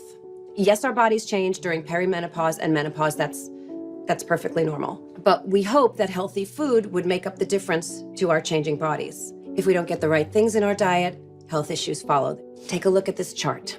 80% of osteoporosis patients are women. That's the same with joint health. 75% of arthritis patients are women. 80% of autoimmune patients overall are women. 2/3 of Alzheimer's patients are women. Even dry eye affects 9 women for every 1 man. Strong bones, smooth digestion, clear vision, healthy joints. We all hope these things are supported by a very healthy diet. But then a healthy diet alone doesn't seem to get the job done. And this doesn't make sense. According to a 2019 report from Harvard Medical School, women in general eat 50% healthier than men. 50% more healthy vegetables and fruits, and they also see the doctor more regularly, they drink less alcohol, they smoke less cigarettes, so something's up. Many foods we're eating are missing certain elements, certain properties that all of us, but particularly women, need to be healthy and thrive. I'm not just talking about junk food. I'm talking about vegetables that are kind of healthy, but kind of aren't. A few years ago, I discovered that when I ate certain foods, including a couple rare ones, I just felt better. And that's why I made this video. My name's Marissa Tomei, and I'm going to share why some fruits and veggies we think of as generally healthy may actually be causing a lot of common health issues. I'm here to tell you firsthand, I have personally experienced this, and I want to share exactly how simple it is to really transform your health for the better. And the best part is, it's easy. This works for women and for men, but this video is particularly important for women because a lot of what we've been told about our health is flat out wrong. And fellas, listen up. You've got a wife, a sister, a daughter, a mother. You need to hear this too. So how is it that so many common foods we shop for are missing vital things that we need? Let's take a stroll. The grocery store. It looks like there's a gazillion brands to choose from, right? Actually wrong. Here's what we haven't been told. About 80% of this food is produced by just 10 companies. Crazy. 10 huge food conglomerates in charge of thousands of foods we put in our bodies. And even some of our favorite small farm, cute brands, they're actually owned by one of these 10 gigantic corporations. Maybe you're thinking, so what's the big deal? This is why it's a big deal. These companies don't just package the foods. They own the machines that process it. They own the seeds used to grow it. And maybe most importantly, the soil it grows in. And that means whether you buy a box of cookies or a bunch of green beans, we're likely getting food from factory farmed soil that in a lot of cases has been stripped of valuable minerals and nutrients that our body needs, like antioxidants and omega-3s and probiotics and polyphenols and adaptogens, all vital elements needed to keep our bones strong, our memory healthy, our moods positive. The more I looked into it, I came to see that soil depletion, it's a very real issue. So much so that even when you buy organic, you're often getting fruits and vegetables from depleted soil. So it's not surprising that there's a direct correlation between the damage that's been done to our food over the last 50 years and many health issues rising over the same period of time. We've heard of the gender pay gap, right? What we're seeing is a gender health gap. I know so many people who are experiencing this themselves. They go out of their way to eat healthy, to exercise, to do all the things that the experts say to do. And yet they have a lot of these nagging health issues that they just can't seem to kick. When we ask our doctors, the medical community basically has the same by-the-book answer. Well, these changes are just due to perimenopause or menopause. When estrogen production goes down, these health issues go up. Maybe you've had this happen to you. You see a doctor and they make you feel like it's just not as bad as you say it is. It's just going to pass on its own. I know for me, I leave feeling like nobody heard me. I had this exact thing happen to me a few years back. I was on a set, I was shooting a movie, and I really started to feel awful. My stomach was in knots. The doctor blew me off. He treated me like I was exaggerating. I was sure that something was wrong, but he acted like it was all in my head. Long story short, I went to another doctor who figured out what was wrong. The thing is, the medical disparity and disregard between men and women, it's very frustrating. We don't need to be told that we don't know what we're feeling when we know what we're feeling when it comes to our well-being. And I can't believe this. One study found that women who went to the emergency room with severe stomach pain had to wait for 33% longer than men with the same symptoms. And for women of color, the issue is much worse. According to the American Heart Association, Black women who went to the ER with chest pain waited on average 15 minutes longer than their white counterparts. Obviously, when it comes to heart attacks, that can lead to very serious consequences. Too often, the message is, it's natural for women to have health problems, so just accept it. When we're young, we feel like we have to just put up with things. But as you get older, we say, you know what? I don't have to put up with this. My standards aren't the problem. This should be working better. That's how I feel about women's health. Just because these health issues are common doesn't mean they're normal. You do not need to just accept these issues as a given, especially when you feel like you're doing everything right, yet seemingly feeling worse. But it's not gloom and doom. Everything that's missing is stuff that we can get back in. Not with cheap multivitamins, which just never really cut it, but with actual foods. And when you get those certain powerful compounds back into your diet, you can restore all of the things that are vital to health. Strong joints and muscles, smooth digestion, better metabolism, clear vision, more energy, elevated mood, glowing skin, thick, full hair. Just feeling and looking your best inside and out. And no, you don't need to start your own farm to do it. I'm a Brooklyn girl, and just as much as I'd love to grow perfect food all day long, I really just don't have the time or the space for it, and odds are neither do you. Fortunately, there are foods that haven't been affected by soil depletion. Researchers have done a bunch of tests on thousands of foods, and it turns out there are a lot of foods that still contain the good stuff our bodies need. Hiding between half the fruits and veggies in the produce aisle, there really are some winners. Okay, so let's get into it with body restoration food number 1, gut health superfoods. You've probably heard about gut health before. It's a major factor in digestion and controlling food cravings, even in our mood and our skin health. But what a lot of people don't know is that it's crucial for hormone health as well, particularly for women. In fact, estrogen levels are regulated almost entirely in your gut. Serotonin too, which is your body's natural feel-good hormone. 95% of serotonin made in the gut. Speaking of mood, a really important aspect of gut health is what's referred to as the gut-brain axis. There's a nerve called the vagus nerve. I love the vagus nerve. It connects your digestive tract to your brain.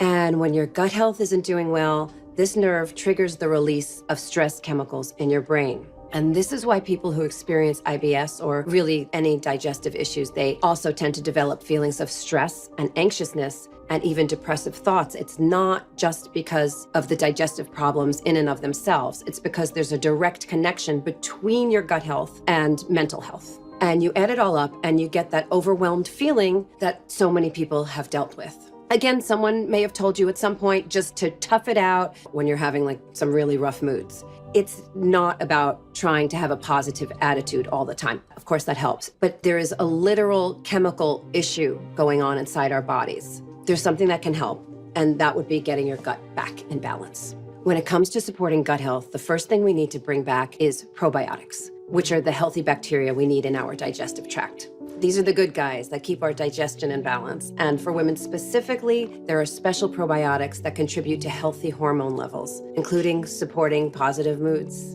And while a lot of good bacteria may be missing from our soil, we can get probiotics back into our diets simply by fermenting certain foods. That process creates new probiotics. And when we eat these foods, then we get all the gut health benefits. We know that probiotics are important because our ancestors from virtually every culture on Earth came up with their own special methods of putting probiotics back into foods through fermentation. In fact, fermented foods used to represent up to 40% of our ancestors' diets. Want to know what a few of my favorite fermented foods are that are great for healthy gut? Sauerkraut. Fermented cabbage is a probiotic staple of so many cultures, Slavic, German, even in ancient Rome and China, they ate naturally sauerkraut. Another one I love is Greek yogurt, Bulgarian yogurt, which people all over the world have been eating for thousands of years. And I'm Italian, and in Italian culture, a lot of people eat fermented olives. They aren't just delicious, they're packed with lactobacillus, one of the best probiotics for overall health, particularly for women. Why? Let's get down to it. There's a ton of really common issues women experience. You know what they are. It's common. Bacterial infections, yeast infections, UTIs, that are all caused by overgrowth of certain bacteria, specifically Candida. Combating that's all about pH balance. But there are certain fermented foods that contain good bacteria that directly balance it out. The solution is as simple as eating probiotic-rich foods, which is why people have been doing this for thousands of years. It naturally keeps your body in balance, your entire body. In fact, in one study, people who ate fermented olives had better digestion, lower stress, they lost fat, and they gained muscles. And as we say in Italian, mangia bene. And look, you don't have to eat these with every meal. Just getting fermented foods into your diet 3 or 4 times a week is a major help to supporting your gut and your hormones. And it's not just about probiotics. Probiotics only work when you feed them the fuel they need to multiply and thrive. And the food that probiotics love is called prebiotic fiber. Fiber, as you know, is super important. It helps with all sorts of digestive issues. And prebiotic fiber is so important because it feeds those super gut buddies. So my top prebiotic fiber foods are onions, garlic, asparagus. Okay, I know what you're thinking, so just hear me out. They're all delicious. They're incredibly good for the gut and for hormone health. Prebiotic fiber is one of the things that fortunately hasn't been stripped from our foods. So things like my beloved garlic, my stinking rose, and asparagus, they still pack a punch when it comes to health benefits. You can cook them however you like. You can add them to pasta, you can add them to stew, whatever gets them into your diet. So those are the gut boosters. We also have to add back something really important that's been stripped out of a lot of fruits and vegetables. So, body restoration food number 2, polyphenols. Polyphenols are super antioxidants. They're supposed to be found in all kinds of fruits and vegetables, but again, our modern produce just does not have the good stuff that it once did. In one study, polyphenols were found to keep blood sugar and cholesterol levels in the normal range.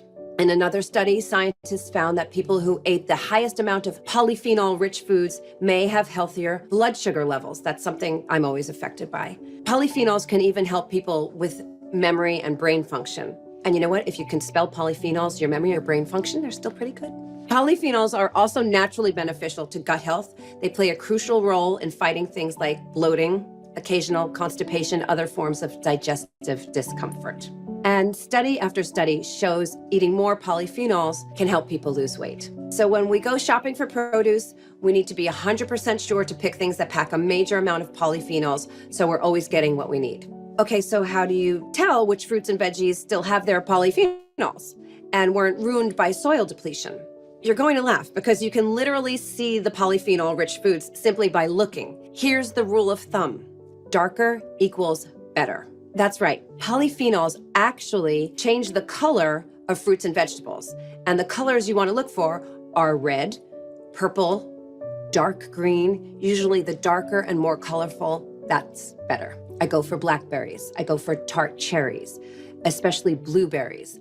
These are polyphenol superfoods. For example, raw blueberries contain about 10 times more polyphenols than grapes and 70 times more polyphenols than a peach. So nothing against peaches, but...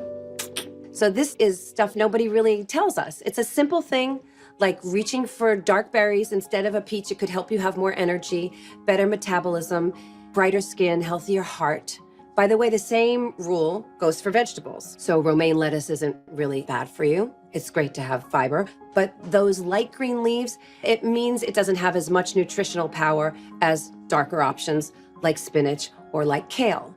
And you already know onions are great for prebiotic fiber, but if you want fiber and polyphenols, guess which onion is best? My favorite color, red. Red onions. Okay, so orange versus a blood orange. They look the same on the outside, but this one on the right is a blood orange. And that deep red color, it's so beautiful to look at. It also means that this orange is packed with all kinds of polyphenols that a regular orange just isn't. Blood oranges have double the vitamin A, triple the polyphenols, 9 times as many antioxidants as navel oranges. It's wild. Plus, they're delicious. So always try and pick up blood oranges whenever they're in season near you. Okay, and as great as polyphenols are, there's another category of food that I might love even more. Mushrooms. Mushrooms, one of those foods that's so powerful for our health. They've been used for centuries in Eastern traditions. One of the most amazing things about mushrooms, they are connected by huge mycelial networks. So in a way, mushrooms, they actually talk to each other. And that really leads to some really positive things. For instance, unlike factory farming, mushroom growth actually replenishes and detoxifies the soil where they grow. And when you eat mushrooms, those detoxification powers get passed on to you. So you see why I love them. But which mushrooms you choose makes all the difference. For instance, these are white button mushrooms. Now, they're pretty good for you. They're a nice source of vitamin D, so they're really good for adding to meals. However, there are other mushrooms with health benefits so powerful that they just blow these out of the water. My favorite is probably lion's mane. Lion's mane is this blooming mushroom. It looks kind of like a pom-pom. The health benefits in these guys, they're incredible. According to Forbes, lion's mane can help support healthy blood sugar and blood pressure levels. They can help protect your heart, your liver, kidney health. They're a major mood booster. They're a natural immunity booster. And studies show that they can even stimulate memory, help keep your brain healthy. And it's probably not a coincidence that lion's mane is also a major gut health superfood. So that's all from just one mushroom. When I first added lion's mane to my diet, I felt more grounded and I felt calmer. And when I began adding these other restoration foods we've talked about to my diet, I really started to feel like my body was just working. And what really worked for me was when I started adding a few really rare foods to my diet, some that I couldn't even find at a grocery store. I began to really understand that the solution wasn't more medications or the same bad advice that so many of us were fed our whole lives. What worked for me was combining different foods, different supplements, figuring out what combination works best at addressing all the specific needs that I'm sensing in my body. So here I am, I was adding more and more of these restoration foods to my diet, and I'm feeling better and better. Actually, feeling better than I had in quite a few years, just from adding these things to my diet. But there was one problem, and you might be thinking it to yourself right now. The healthier you want to get, the more rare foods you need to track down. And this is where I found myself a few years back. I felt like I had unlocked a lot of keys to great health, but at the same time, given the hectic pace of everyday life, just cooking a bunch of specially sourced foods and trying to find the right supplements from a provider that I actually trusted, it became a hard hill to climb week in and week out. I really wanted to find people who were experts in nutrition, who understand female biology, put women's health issues first when researching solutions, and I found them. Together, we formed a brand called Terra Mare with one goal.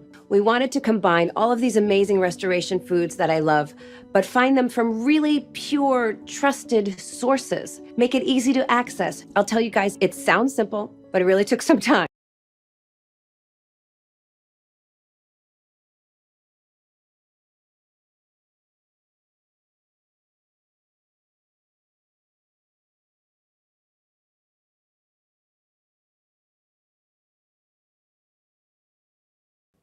Here we are. I was getting some food. Okay.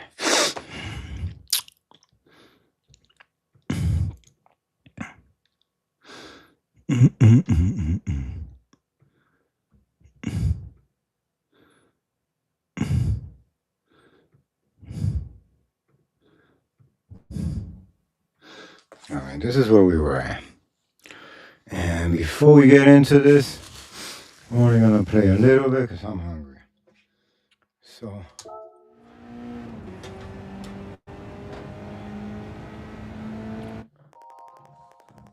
Alright. What is it saying? You see the bread band? That is breaking.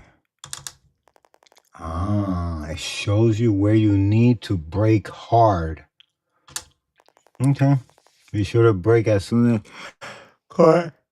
It's just a breaking area. Wow, I'm sleepy, Chad. I'm probably gonna eat this shit, and eat my food, and go to sleep. All right, let's see how this goes down.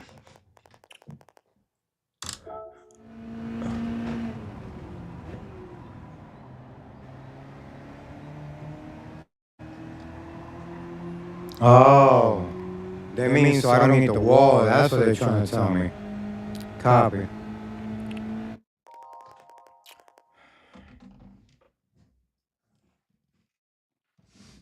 So what is it saying? When you first drive on the track, it's hard to know which lines to take, isn't it? I guess. At such times, the driving line assist can be very helpful. The corner indicator will help you find your way around the turns. There will be indicators where you start turning, the location of the corner apex, and also on the corner's exit. Be sure to keep your eye on the indicator you drive. The driving line is also a helpful indicator. It shows the perfect racing line around the track, so be sure to refer to it as you drive. Okay. I need a joint. How the fuck we get into this fucking race already? Spare me the details, alright?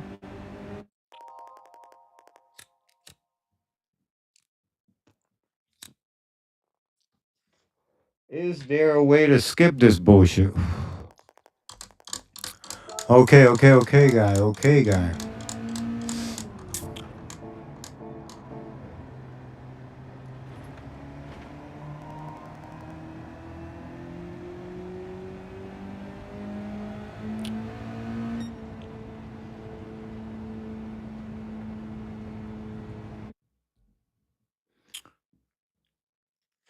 Yeah, whatever. Is this me now, finally?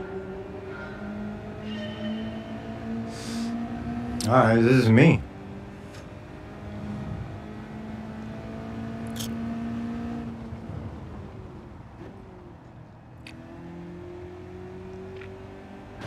Hey, why the fuck am I not driving? The fuck? What the fuck? Controls.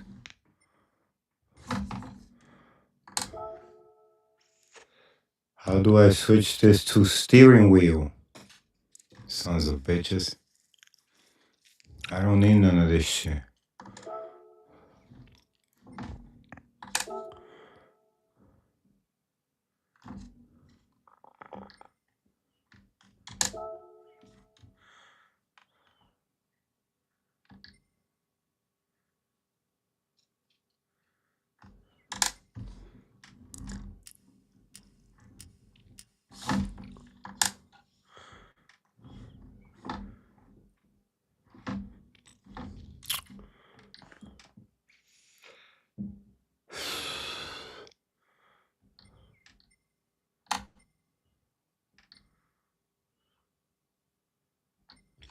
Alright, let's see if this works.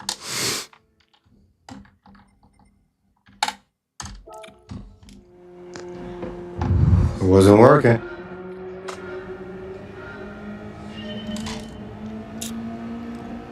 See? I'm turning the wheel. It ain't turning nowhere, chat. What the fuck is going on?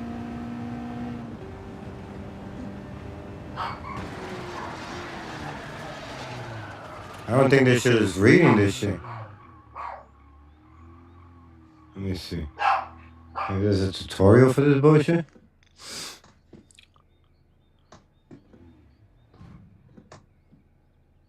See? This is bullshit. Alright, we gotta find a YouTube tutorial for this bullshit. Oh shit, we got a new subscriber, guys. Thank you for subscribing to the channel. Alright. Where the fuck is my keyboard? How to use PS driving wheel on PS5 Gran Turismo. It's gotta be something I'm doing wrong.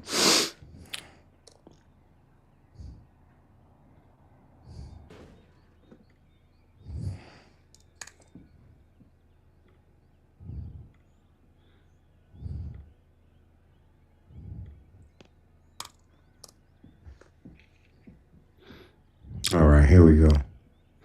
Let's play Gran Turismo. How do we set this up?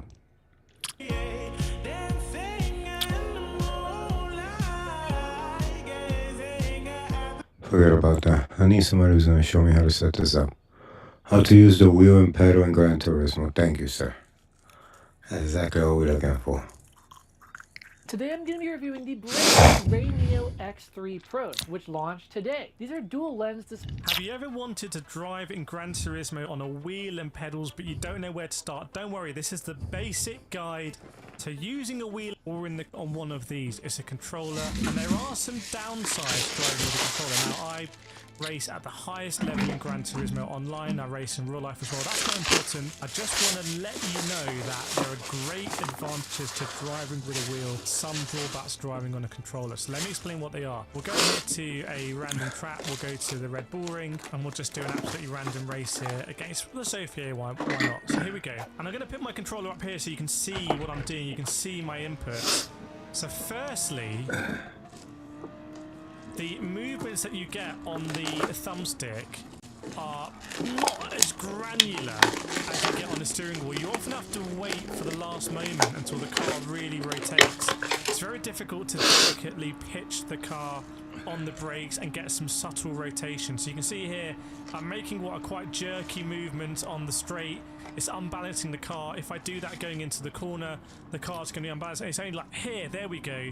I get that rotation, and to me that leads to a very different driving style being on a controller, which is I'm going in a straight line, braking deep into a corner, decelerating hard on the brake, and then getting that rotation. I can't be smooth. It's basically impossible for me anyway, and for a lot of other people, to be smooth in the control. There are some very fast drivers in the world who drive on controllers, but I nearly always struggle with tyre wear because the driving just isn't as smooth as you can do on a wheel. The gearing as well is also not as intuitive. You can use your face buttons, or you can just bump buttons, or you can drive an automatic, it's not a problem as well. But if you're using manual gearing, and you can see there, when you have moments of oversteer, it's very hard to catch them subtly, and therefore you can't really benefit from slip angle that I've explained in many guides and in my sim racing coaching is one of the major factors of getting a lot of lap time. So here I want to give you an example. This is me driving on a pad at the Red Bull Ring as best as I can. Bit of oversteer now, I'm counter steering it. We've lost a lot of momentum in the car. Coming here to the penultimate corner, trying to be smooth, and it's very difficult because I don't have a lot of sort of travel on these triggers here on the DualSense. They are amazing triggers, much better than the Xbox ones, but again, I just don't have that granularity, that subtlety. So if you're someone that is struggling on controller, it might be because you're on a controller, it might not be your driving, you might be a lot smoother.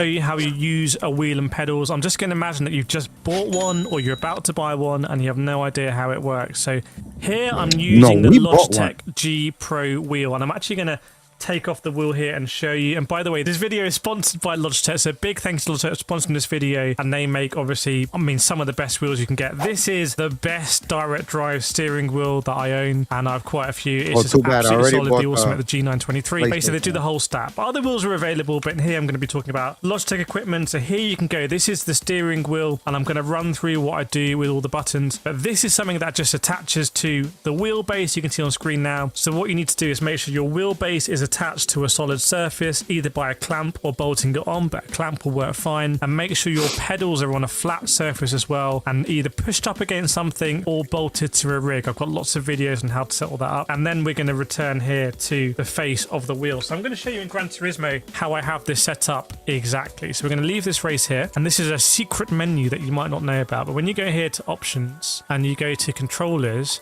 you can see here your wheels are set up. So you've got wheels from other manufacturers, you've got Logitech G29 here, and you've got the Logitech G Pro wheel here that I'm using. This is sort of like the granddaddy of mine here. Might not how I have this set up exactly. So we're going to leave this race here, and this is a secret menu that you might not know about. But when you go here to options and you go to controllers, you can see here your wheels are set up. So you've got wheels from other manufacturers, you've got Logitech G29 here, and you've got the Logitech G Pro wheel here that I'm using. This is sort of like the granddaddy of wheels you can get, one of the most powerful wheels you can get on PlayStation. And this is how I have it set up. So obviously my wheel is not connected at the moment, it's not in the wheelbase, but this is what I have. So you can see everything one to one. The most important things I have here: proper shifters, so I'm not using the spongy bumpers on the controller there. I also have just way more dedicated buttons around the place to do what I want to do. I've got these rotaries here to go through the different menus. In Gran Turismo, I've got buttons for my boost. I've got buttons for flashing the lights.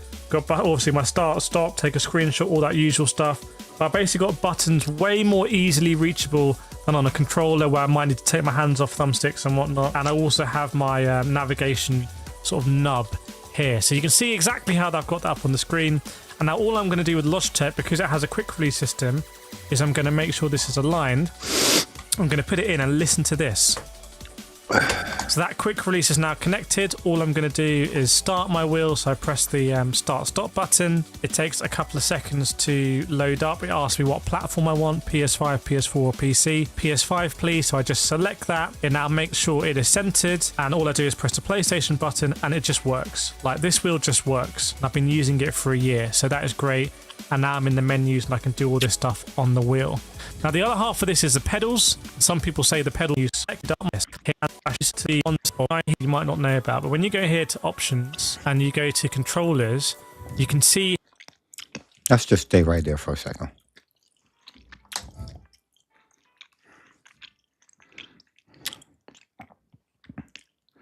Cause I'm lost.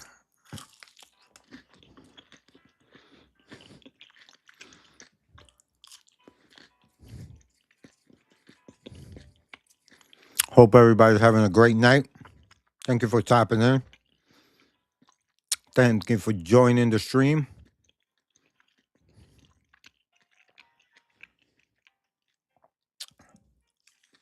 Alright, where's she? Where's the settings on this bitch? Options. Good. Controllers. Good. But I don't see the wheel here. Okay. There's gotta be a way to swap this out. There's gotta be a way.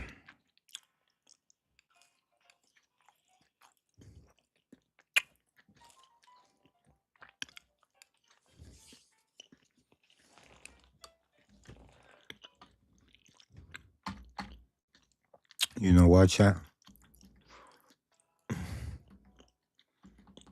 I got Need for Speed. I'd rather play Need for Speed.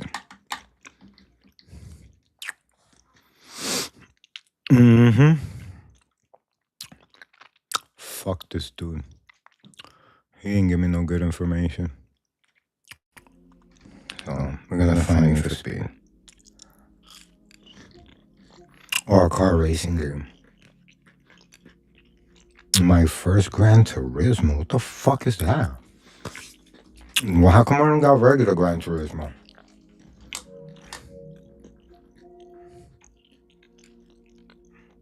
Let's go to the PlayStation store. Why the fuck I don't got Gran Turismo?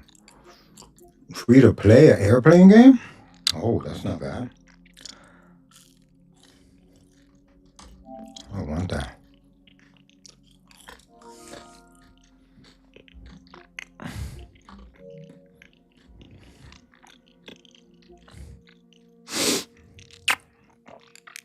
Let's see. Upgraded PS5s? What's this all about?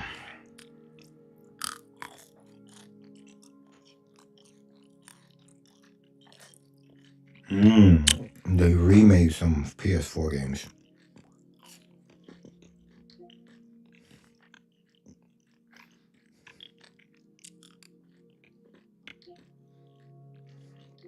Of course, they're reselling you all of them again.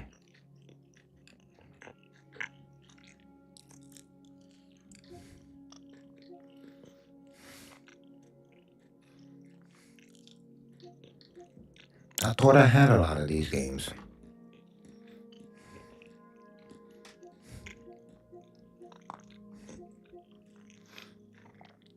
What are the deals?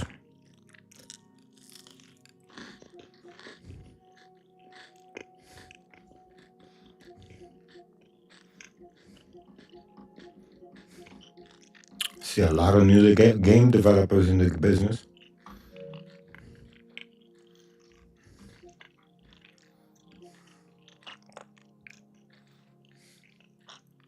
Yeah, let's look for this shit.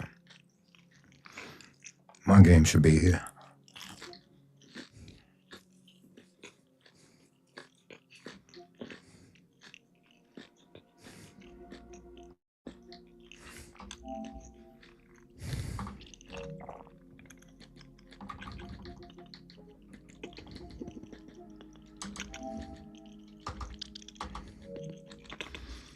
Rocket League. Why don't I have Rocket League? That's crazy.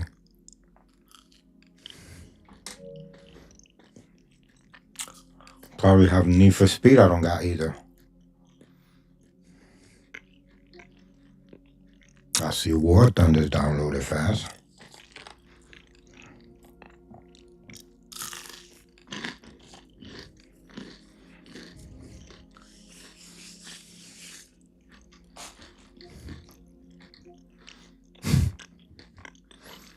I don't understand how I don't own Gran Turismo. How? I could have sworn I bought this fucking game. Thought it came with the fucking wheel.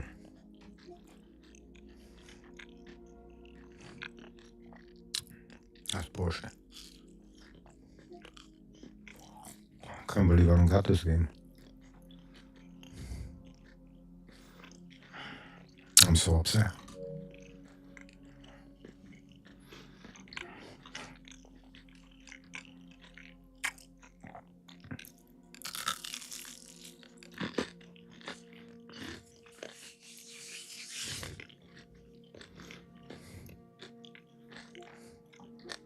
fuck is this? I'm good.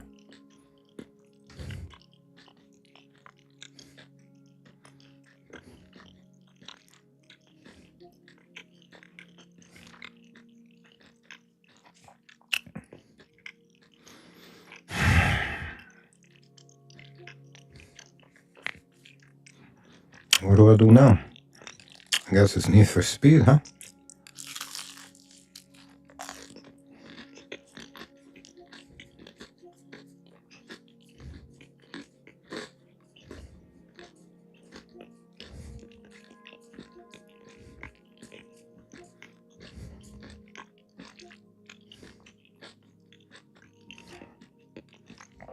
What the fuck is this?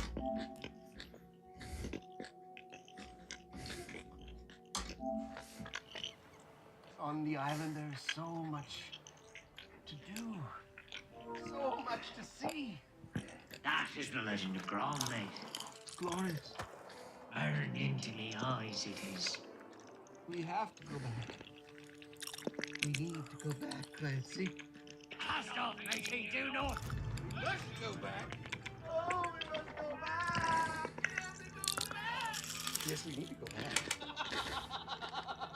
We have to go back. We're going back, Clancy. Aye, sir, soon enough. They'll say they did everything.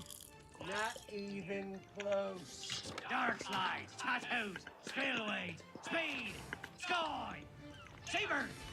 Earth everywhere. Let them circle. Means we're alive. I knew we had to go back. We'll see. Oh, we'll see. Sorry, Chad, I did not sell it. I was almost gonna get it just because it was skateboarding.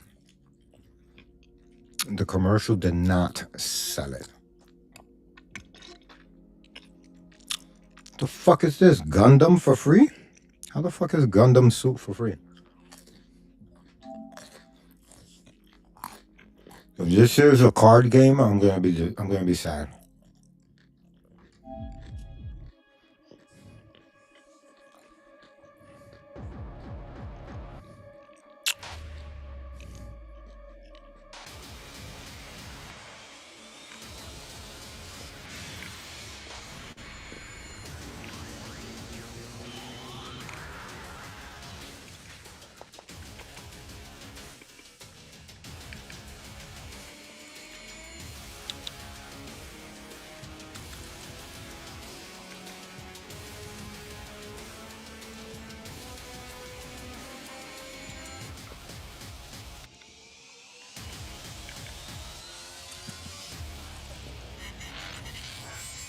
What do you think, Chad?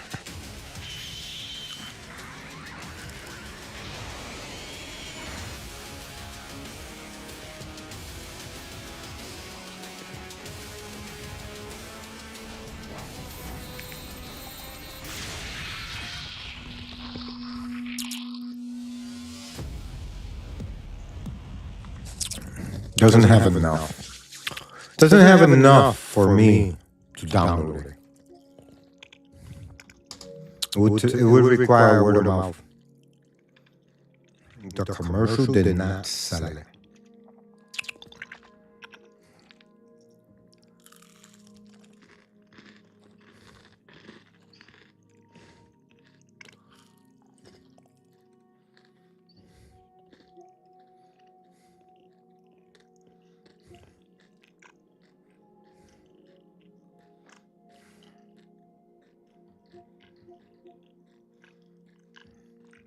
I got UFC. How come they say I don't got UFC?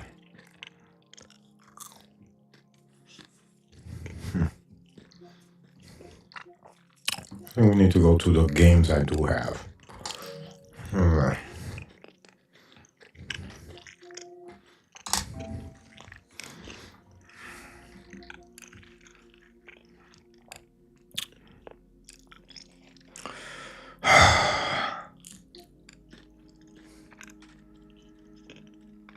That side is when I realize the dope games that I have and how they're locked. Meaning I can't play them. I do have UFC, but I have to have an essential membership. Such bullshit. Oh, I got Fallout.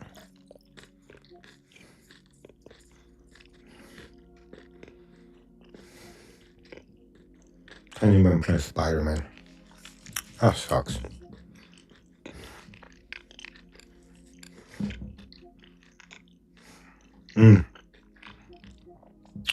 I got Need for Speed. Fuck that. And Rocket League Season 2.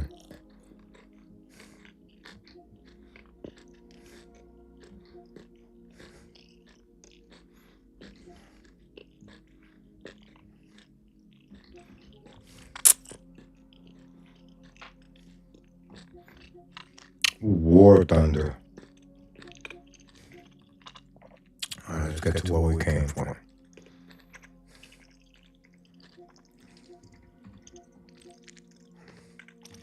Need for Speed. Alright, guys. I haven't even played this before. Last game I played, and this was. I'll tell you. Don't even say. How crazy.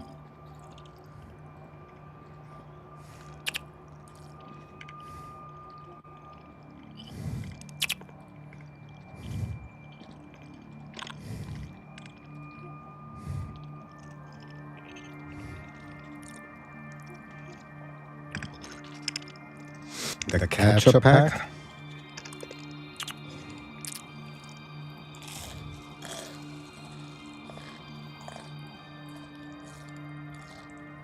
I'm gonna show which one I got.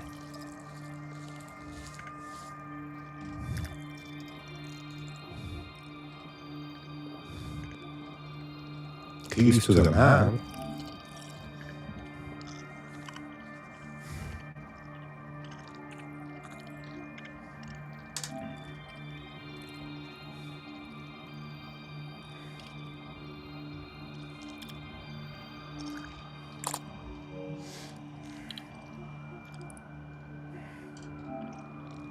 I don't understand what this keys to the map mean. Review every collectible and activity in Lakeshore. Wanna go faster? Get the most out of the city and instantly review all collectibles and activities in every district across Lakeshore. Better yet, unlock the new Fury and Zen clothing pack to do it in style. 4 fresh items.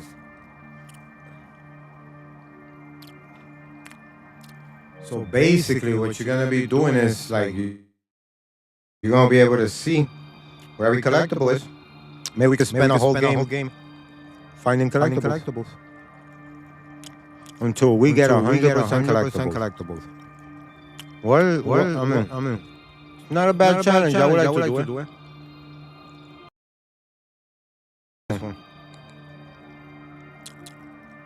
Hip Hop Origin Swag Pack. What's that?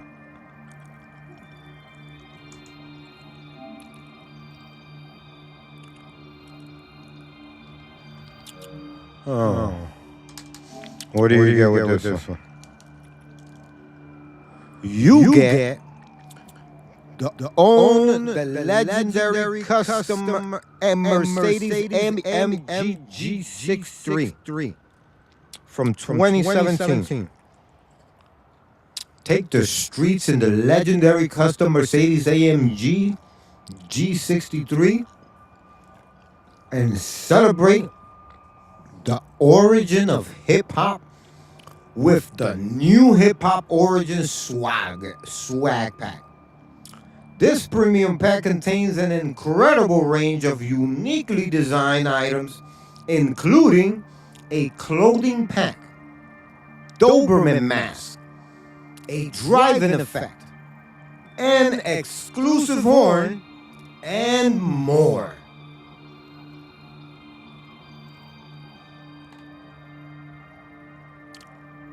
That's what it says, chat.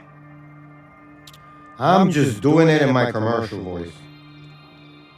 So if you like my commercial voice, you know, I'm taking brand deals.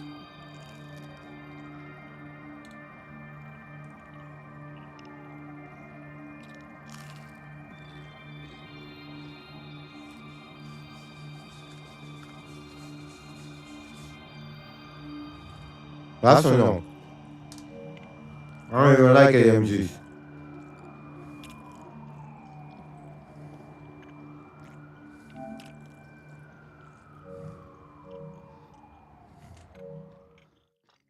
Fuck the add-ons, yo.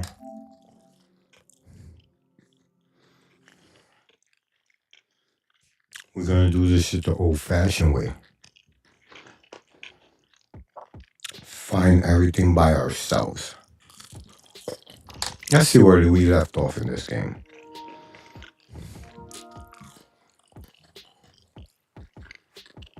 Press the cross button to continue.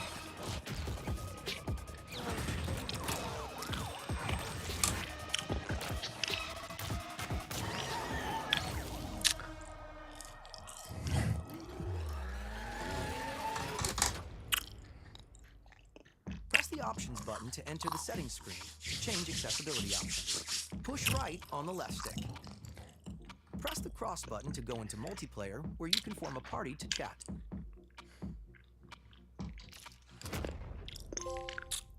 Ooh, the collector. Character to customize. Press the cross button to choose your character. Chat, I think I'm starting from the beginning.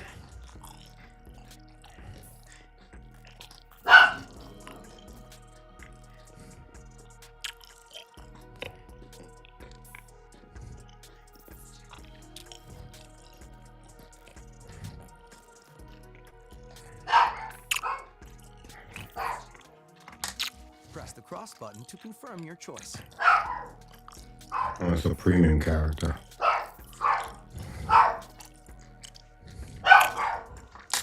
Press the cross button to confirm your choice. Push right on the left. Press the cross button to confirm your choice. Now let's fuck with this stat. That's modification now.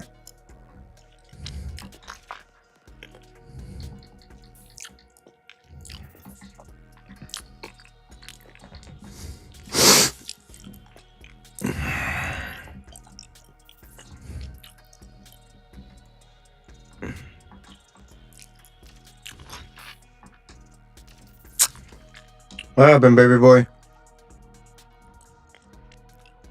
Go eat your chicken.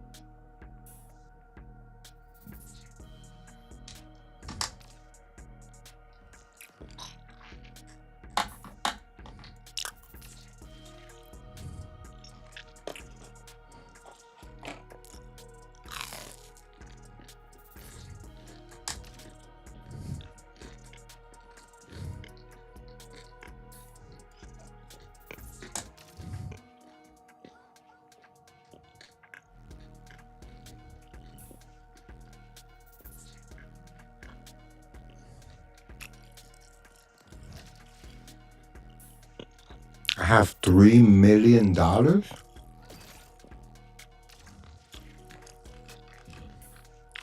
That's insane.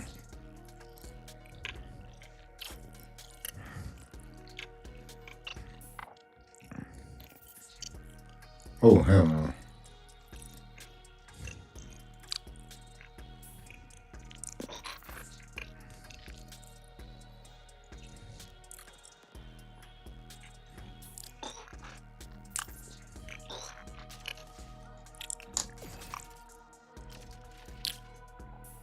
One, these are the shits I gotta wear? Only one pair? That's fucking crazy. Okay, got the drip.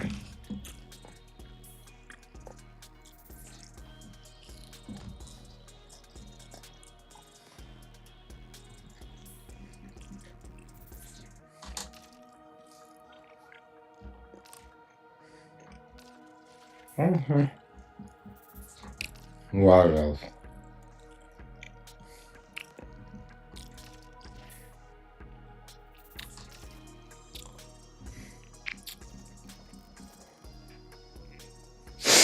Okay.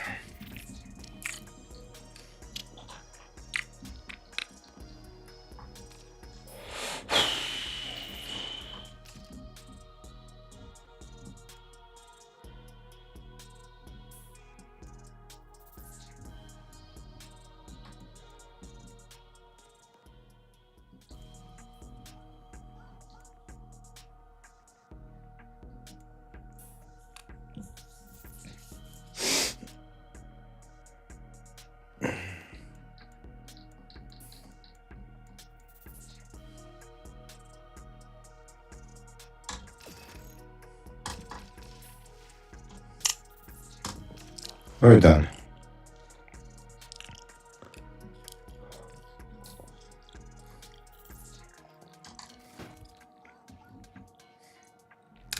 Press the cross button to view your car. Press the cross button to choose your car.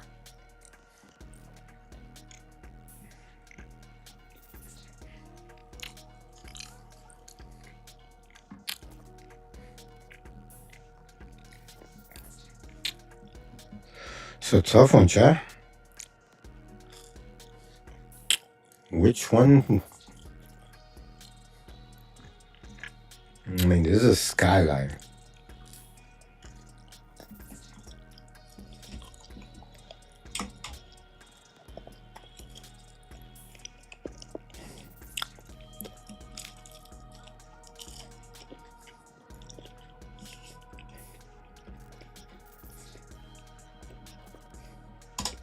Press the cross button to confirm your choice. Press the cross button to go to the lobby. After we fix the car.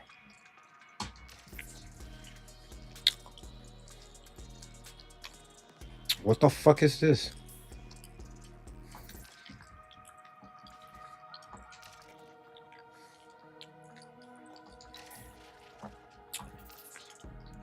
Do performance. I think performance is more important to me.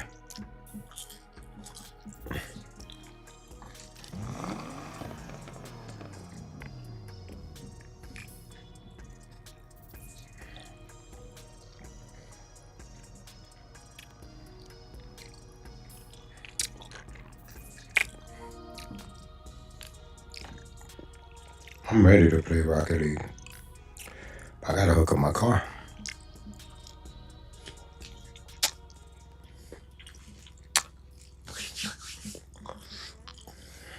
How much is it gonna cost me?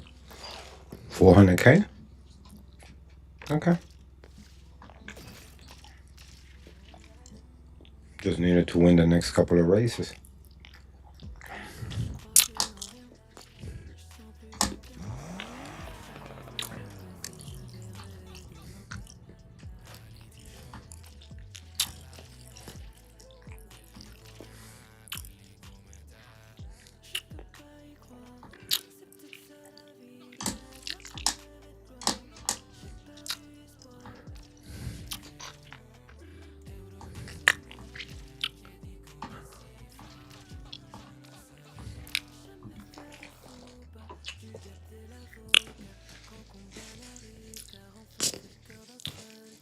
Why'd I get all this money though?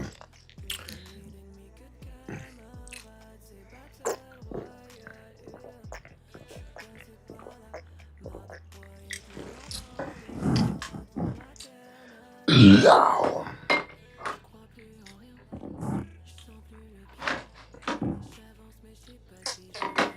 All right. Let's see.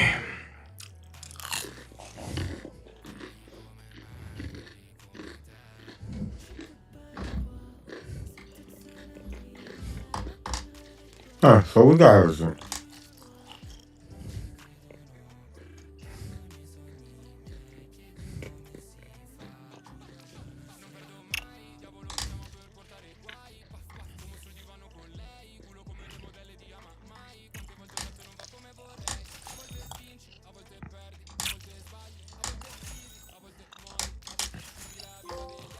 Huh?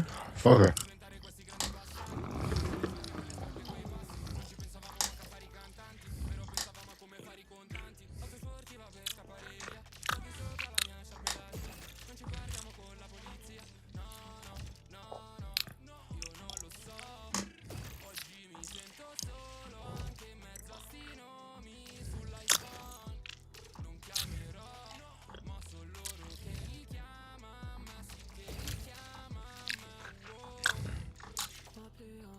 Oh.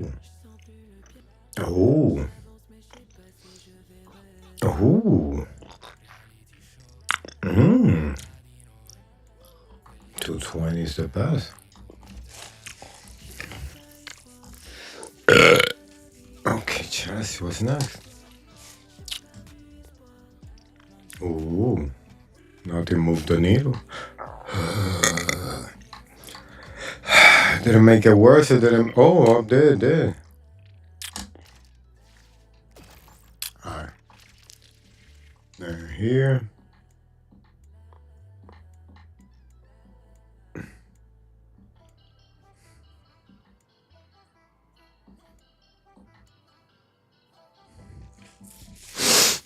Alright, we're gonna go with this one.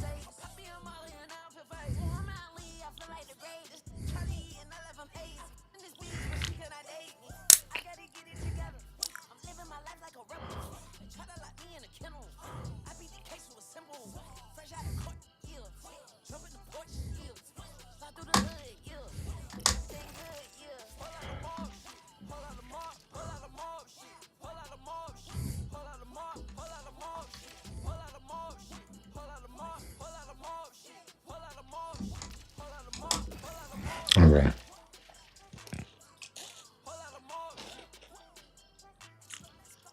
That's face.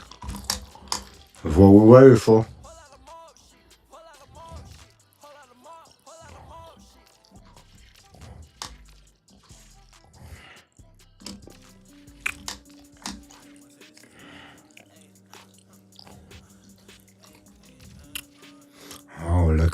my rides right here. So what the fuck I bought a new ride for?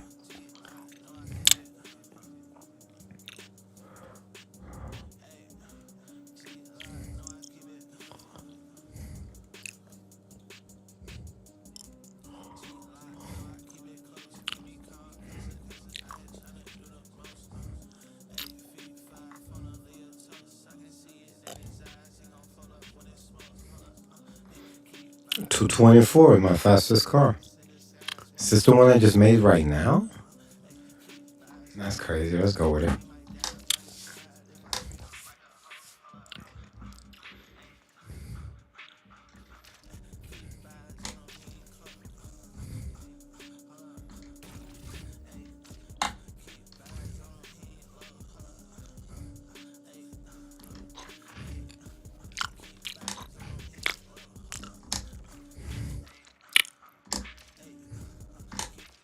Alright.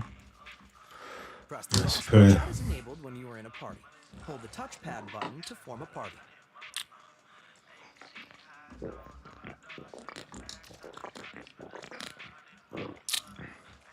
New mode. Lockdown. Join your crew in a race against time and grab the hottest loot.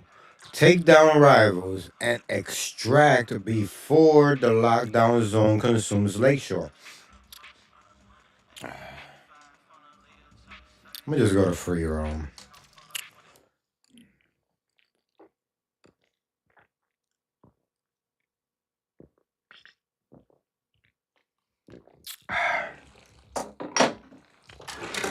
Wait, that was delicious.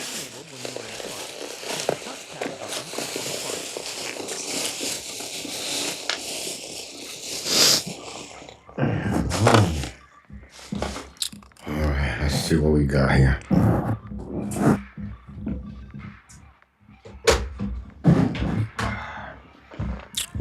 Alright, chat.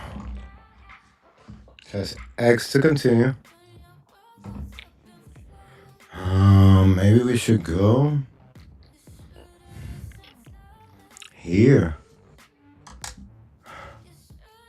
Yeah, I'm ready.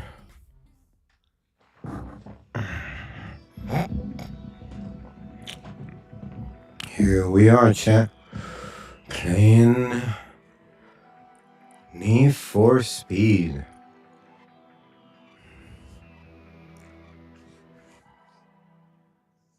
Hope everybody's ready. Yup, this perfectly works. See, I don't gotta do that stupid shit over there and fucking. Oh, there we go.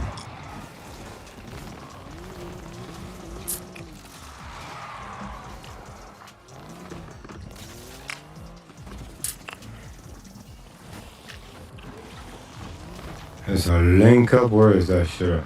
That's where I'm trying to go right now. Wow, this shit got a lot of fucking drift.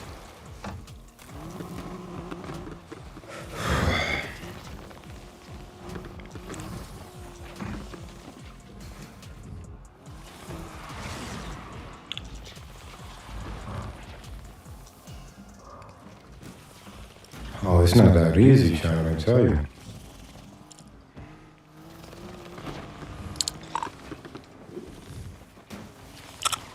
You know, this is oh, look at that right there.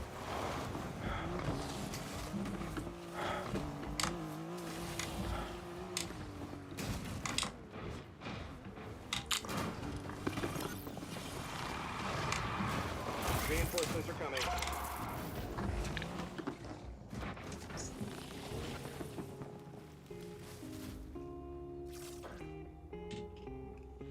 Let's see. So here, what we gotta do is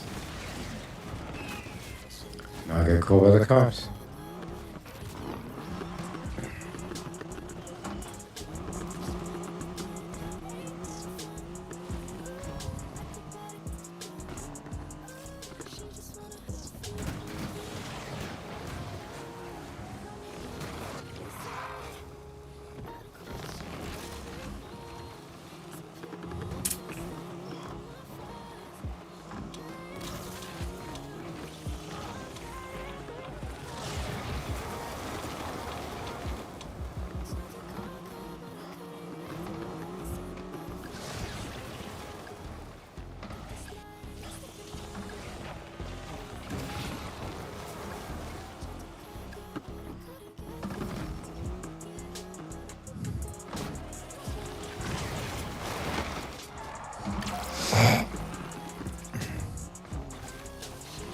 Just gotta hit some more barrels.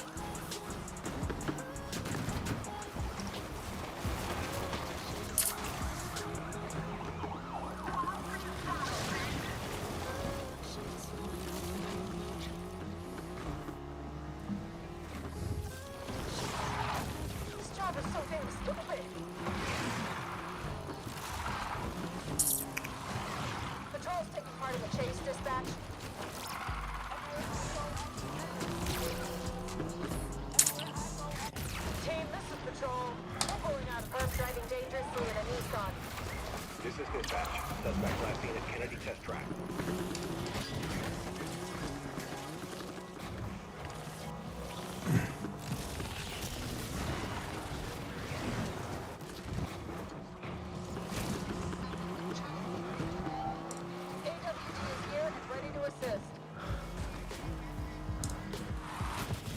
Oh my god.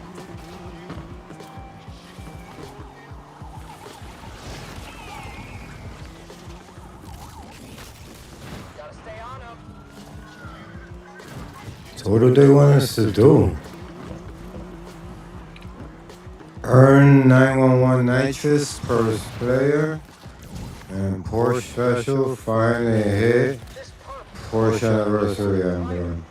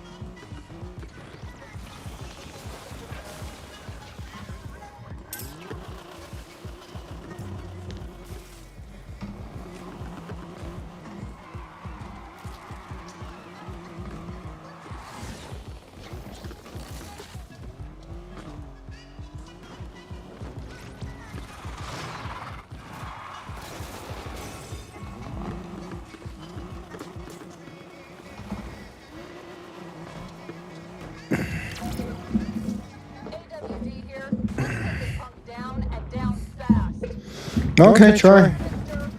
You are welcome to try, miss.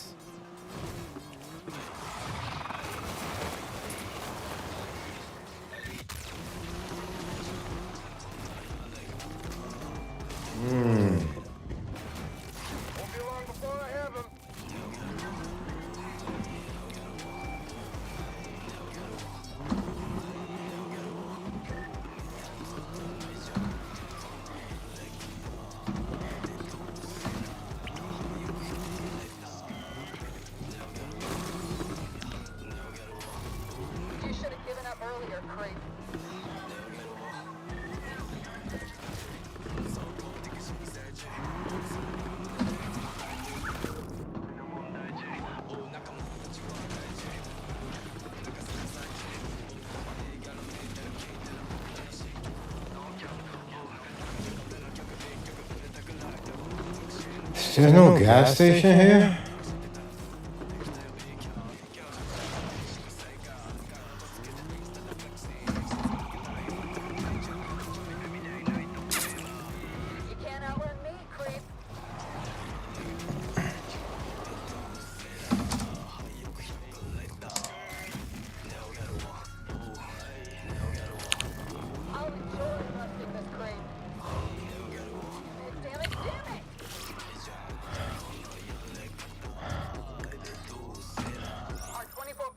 I need a place to fix my car.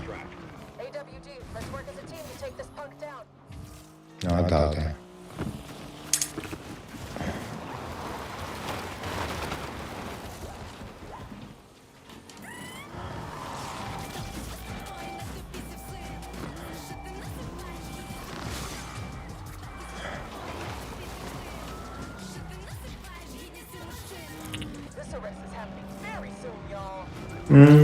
Keep waiting for it. Whoa.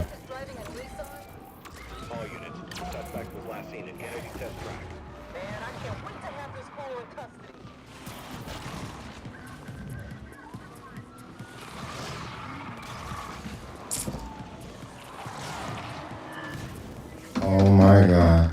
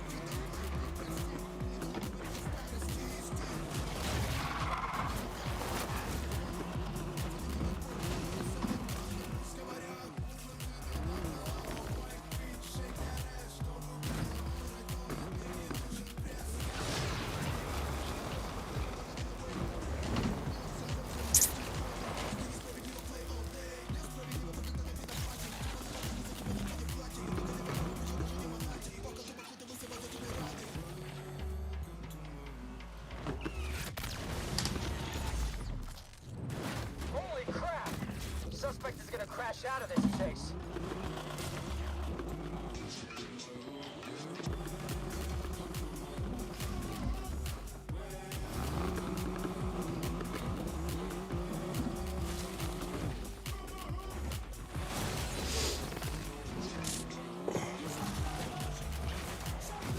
Idiot alert! Suspect crashed!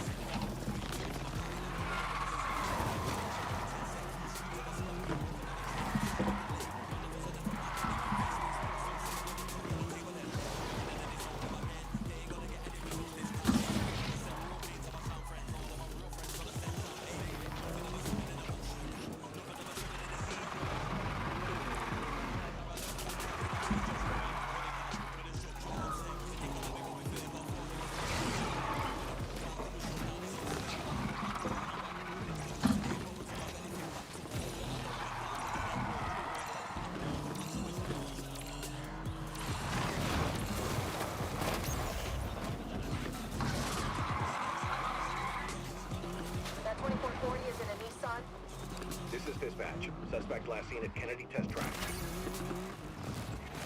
We're back, baby. Let's take him down.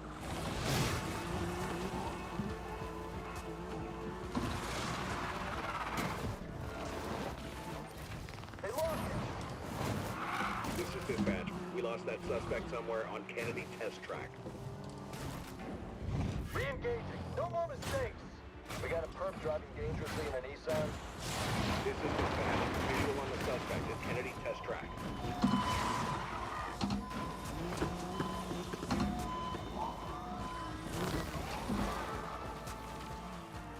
Let's take the scenic route. Following. Suspect is in. Everyone out here.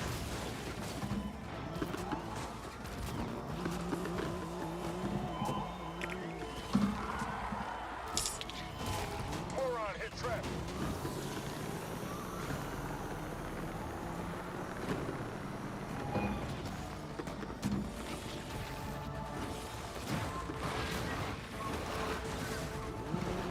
Intercept the starting stakes.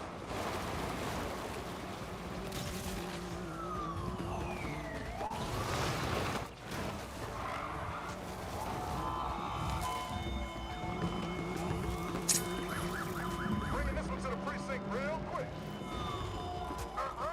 Not letting them get away this time.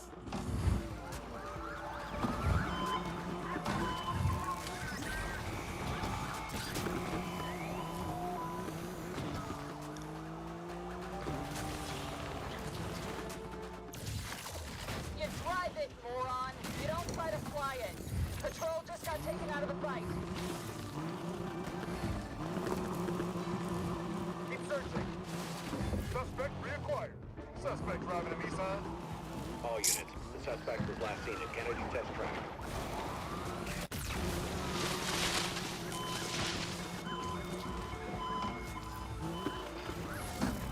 Shithead racer not getting away with this.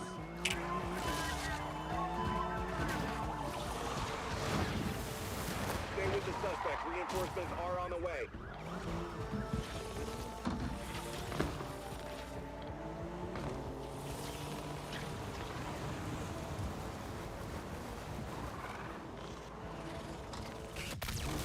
Joe, joining the other pursuers.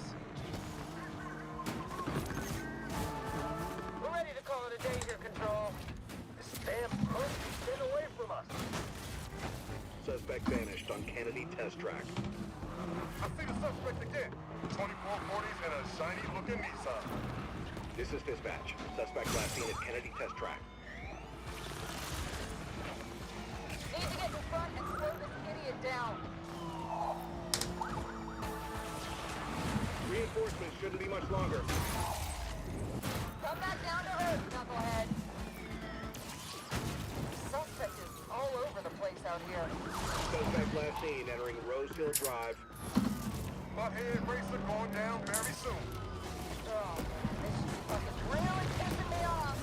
You're authorized to take this driver out. Undercover here, dispatch. We've got very little fight left in us, folks.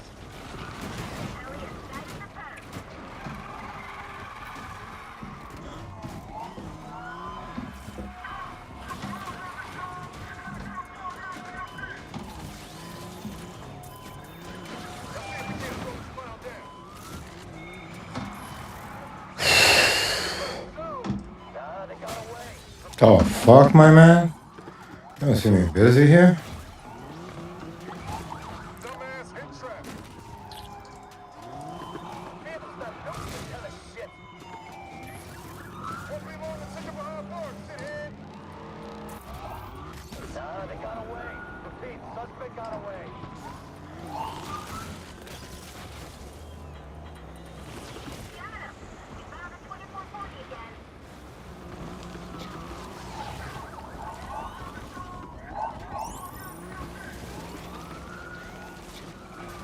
This perp is hitting things intentionally. Gonna get in front, try and slow him down. Patrol is down. Send the damn army after this dirtbag.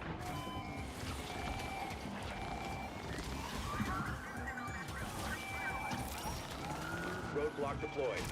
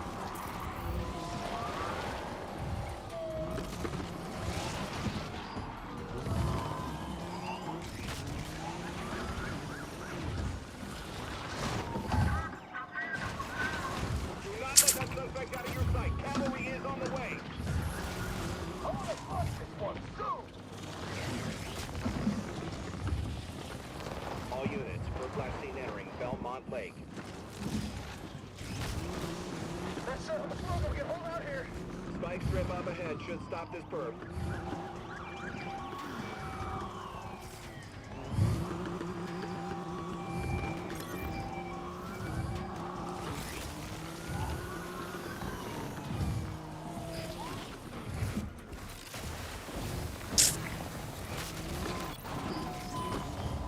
Stay on that suspect. Reinforcements are coming. Oh, crap, that was crazy.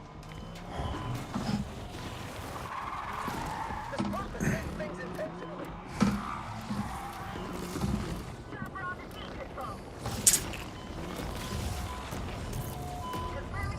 All units, stop that suspect at all costs. Intercept the hitter, hunt down the suspect too.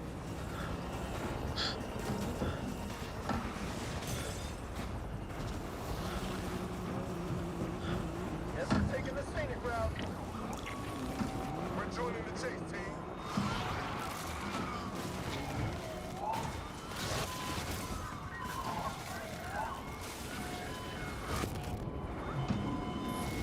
Roadblock should take this perp out of the game.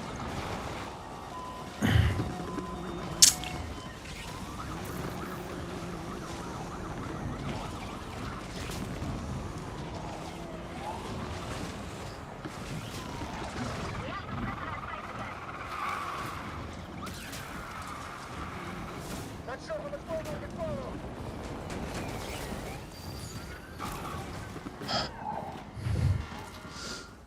Did y'all see that? Hang in there, you'll have company right away.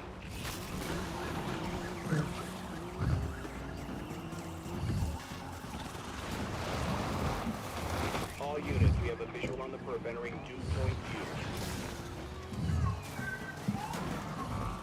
Woohoo! We did it, yes! Suspect taken in. Gonna enjoy fucking you, shit for brain. They got away from us. Obviously. That's what I'm looking for over there. Suspect last seen entering Belmont Lake. Alright, we are. This is dispatch. Reinforcements are en route.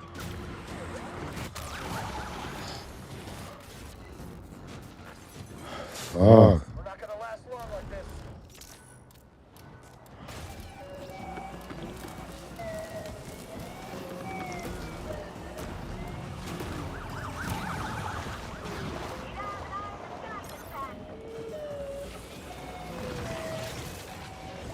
Roadblock up ahead should stop the suspect.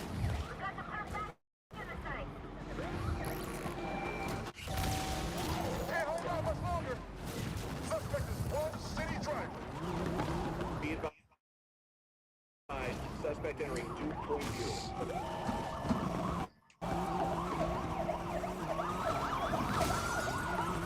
Be honest.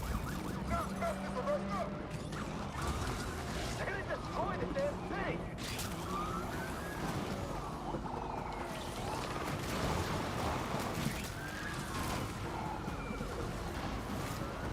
Not sure how much longer we can keep with this. Suspect is in there. Well, we're not gonna last long out here. Hang in there. More units on the way. Go on. Wreck the car. Gonna have to grind the suspect to get him off the road.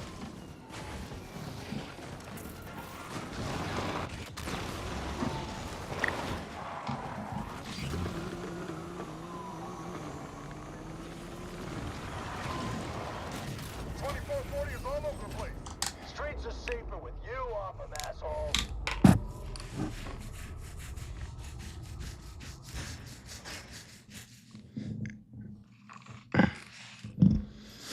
They got me for 45K. Wow. That was a quick look. Haven't played this in a while. That was fun. Couldn't shake the fucking cops though. What do you say, chat? Play another one? One more round? Or we done?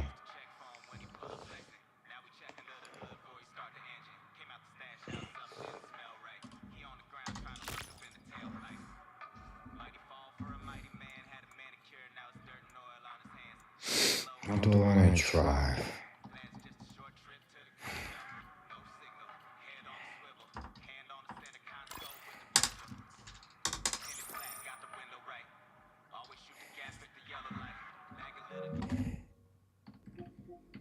for the Grand Theft Auto.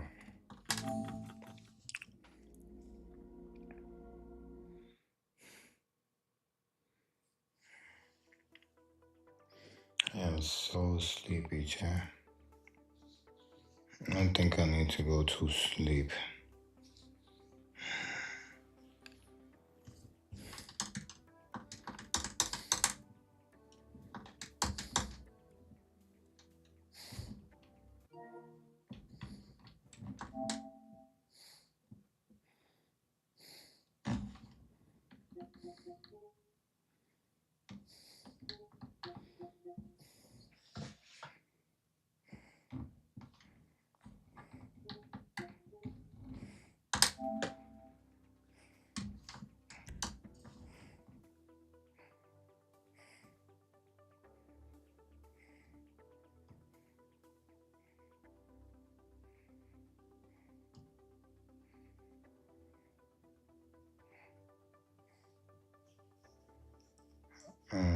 I'm sleepy.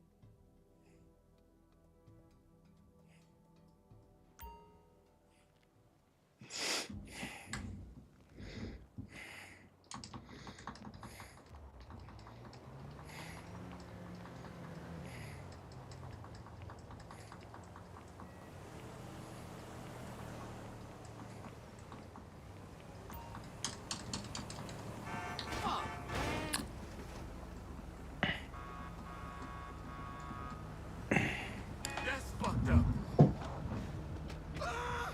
Bitch.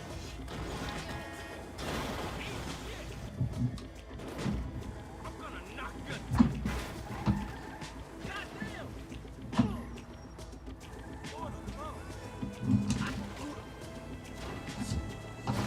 Well, he ain't learned the first time.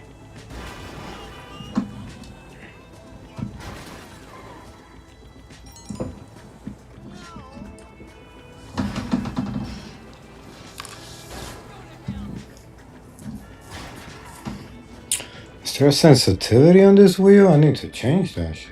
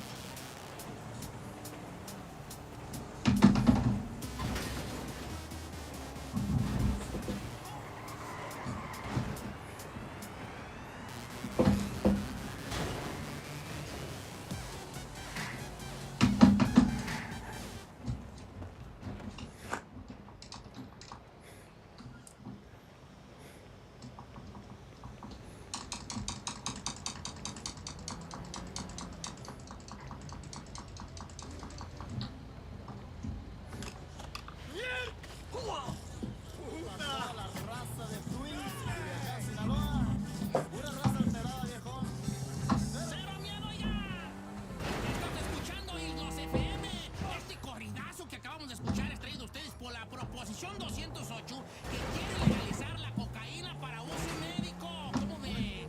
Seguimos con más música. Esta canción está muy perrona. Se llama Estoy y la canta Mexican Institute of Sound. ¿Qué le pasa, pandilla? Está usted escuchando Islos FM con su amigo Don Cheto y Mexican Institute of Sound.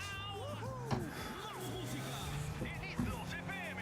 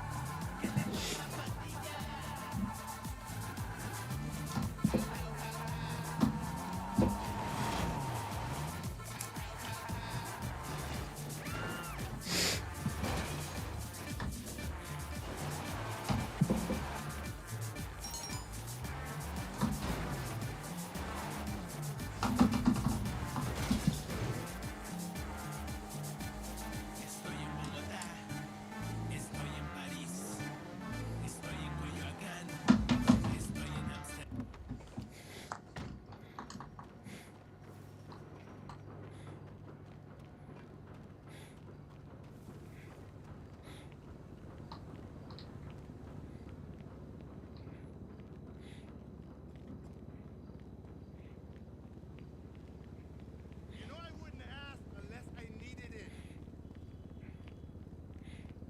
You could charge me interest if you want.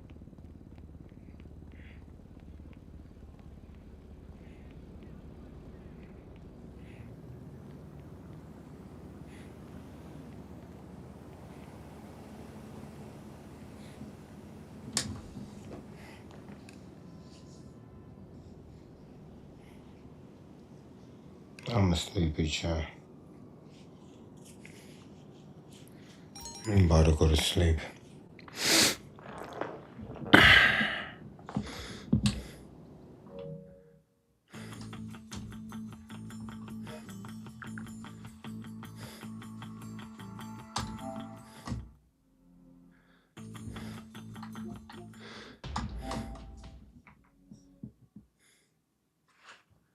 One round of Rocket League.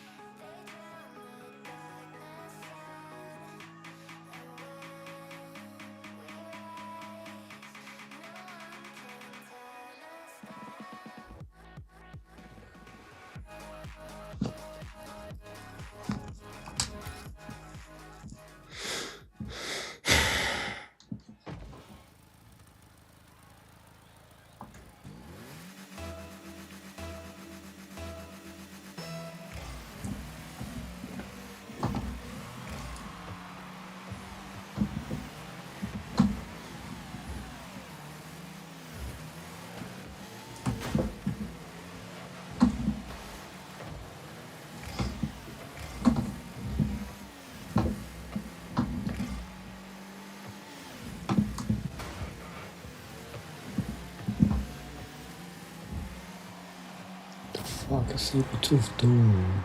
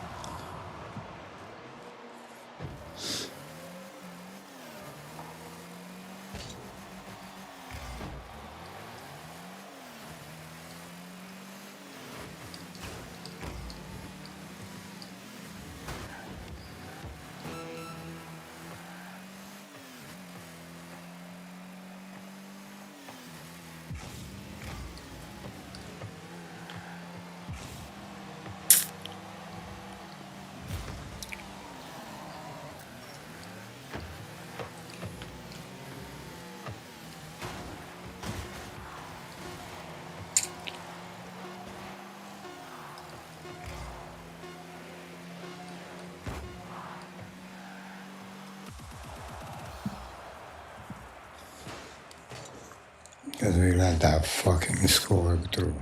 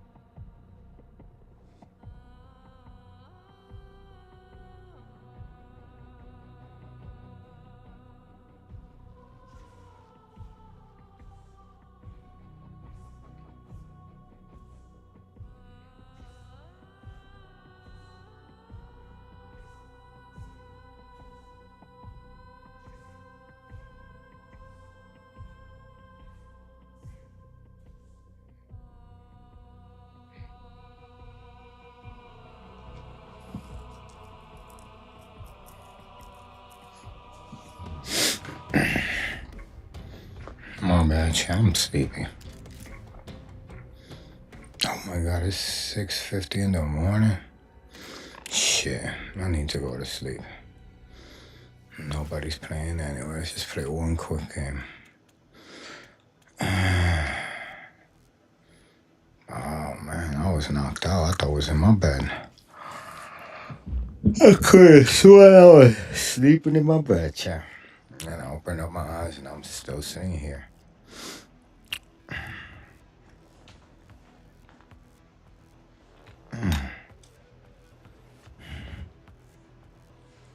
And the sun is out? Oh my god. I need to go to sleep. Alexa, turn off all lights. Yeah, that's what I do. Well, then it might help you then. But in any case, they're all gonna help you. Except for like one or two of them.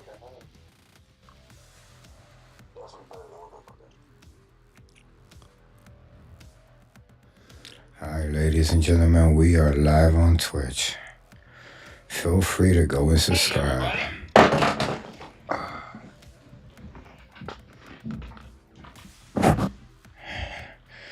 Matter of fact, don't know. If you use my likeness image on here, you owe me $25, by the way. Copy. I already mailed it to you. You might have wasted it already. I haven't got it. You might have just sent it again. Yeah. Trust me, I think I did already. It was with the NDA form that you were not supposed to talk about it. But since you violated that, I guess we don't have to send you the money anymore. No, I never fucking sent shit. It said do not disclose amounts.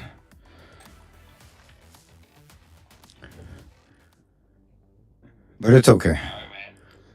Next time. Send me 15, we'll call it even. Bet. Just gift me 10 subs. I'll send you that 15 cash app. 15 subs. Gotcha. I'll mail you the cash. Not responsible for what happens to it. Zone A secure. Nobody go to Twitch. I look like I'm super sleepy. Never mind.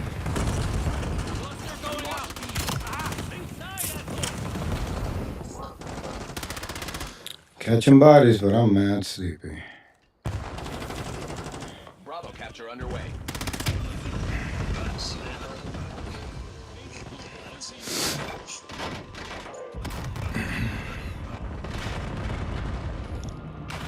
Taking B.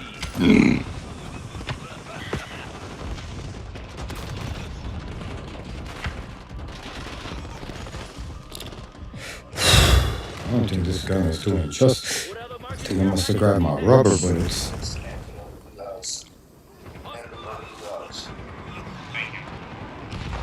Yeah, man. You have to come get me. Come and get me.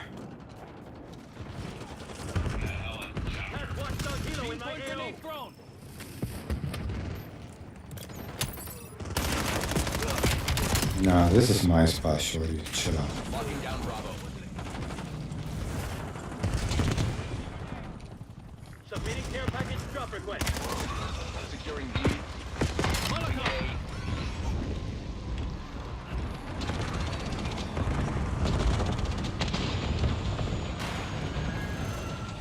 We control B.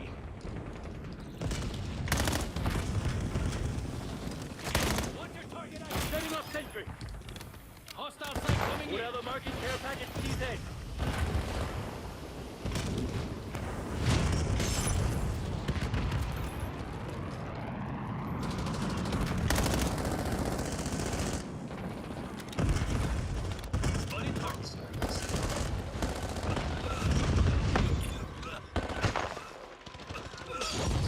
Establishing trophy system. Release cure on mission.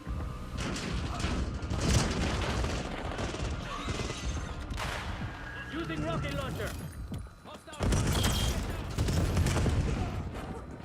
Sighting on move. Bravo. Tossing pinpoint. Enemy with trim.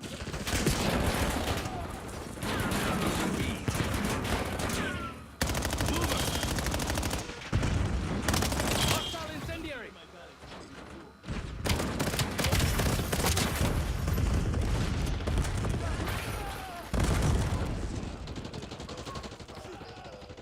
Losing Bravo. Psych grenade. Trophy system ammo depleted. Get down.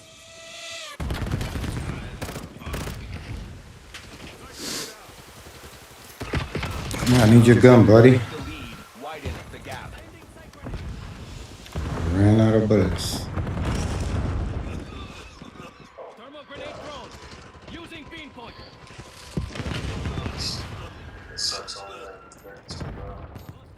Yeah, man. Moving with scalpels.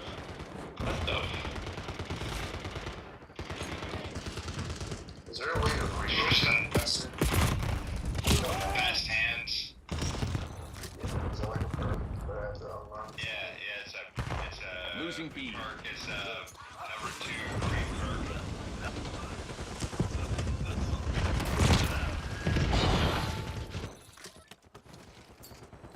Tossing psych grenade.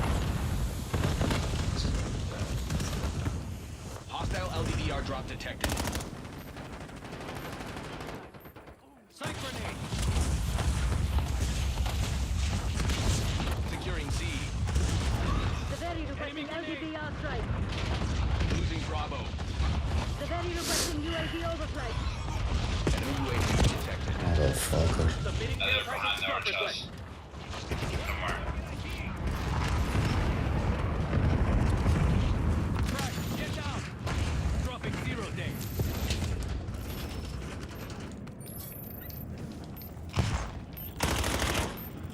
Release over my location.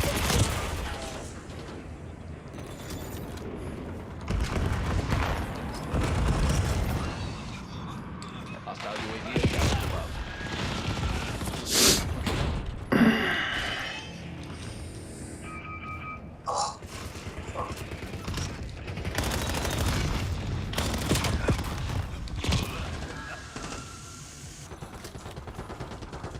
Enemies destroyed your trophy system.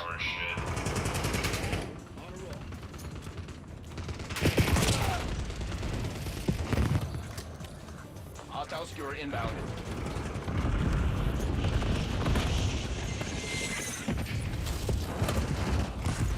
Hostile RCXD incoming.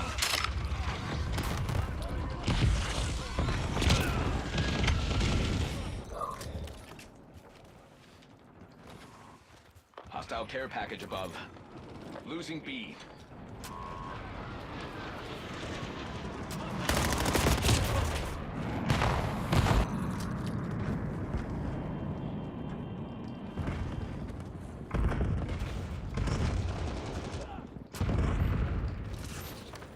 Taking C. Enemy UAV detected. Logging UAV request. Visual. Losing Bravo. Ultra, marking care package all dead. Bravo lost. We're losing Alpha. Securing Charlie. Eyes on enemy. Zone Charlie locked down. Bravo capture underway. We lost A. We're losing Charlie. Hostile UAV established above. I can't load B one. locked down. Udala requesting LDPR fire mission. I don't see it. We lost. Skewer release detected. Enemy care package detected overhead. You gotta be aware of the bounce that they fuck. I think they just used it. It was a RCXD. But when you throw the thing, you gotta bounce it like into a corner. Be aware the thing goes like a fucking mile when you throw it. Don't throw it in the air. Throw it at the ground. Like something straight down and let it bounce it.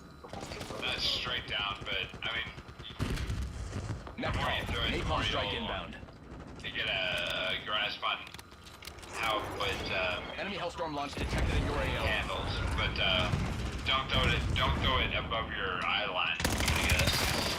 For you, The easy way to put it. whatever marking care package That sort of shit. Losing B. On this map, I like to throw my care package out in the middle of the map because it takes them longer to steal it, and if we're holding down the map long enough, it becomes like bait for people. Losing B. And if you have the second level of it unlocked, you can see what's in it. So if it's something shitty, I'll just let it sit there. And just pick people up trying to come towards it. Because they will not stop coming towards it. It's like science. It's bait. But like I do it too. Like when I see an enemy care package, even though I got picked off like 5 times, I cannot stop running towards it. It's like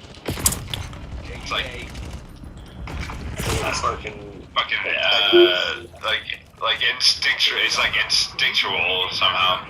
That's even a word. Instinctive. Losing Bravo. Counter instinctive. We've lost Charlie. Logging UAV request. Bravo lost.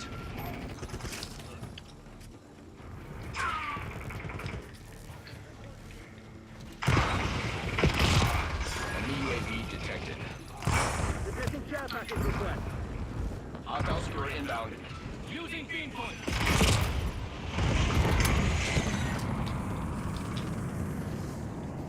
Oh shit. Beam point grenade thrown. Hostile RCXD incoming.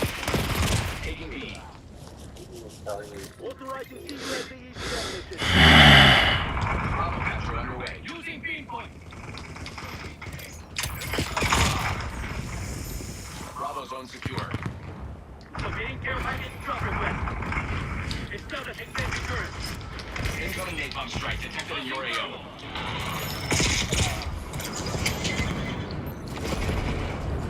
Oh no. On fire!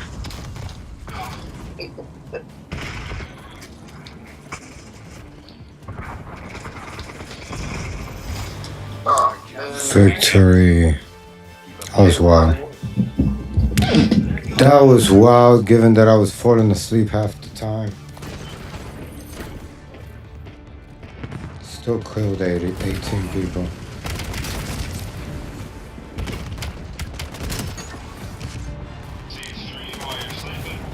Well, I've been streaming for like 4 hours now. Yeah, go ahead if you want. I'm probably gonna be an hour more, another 30 minutes and shit. Hit the follow button, show love. Nah, man. Appreciate it.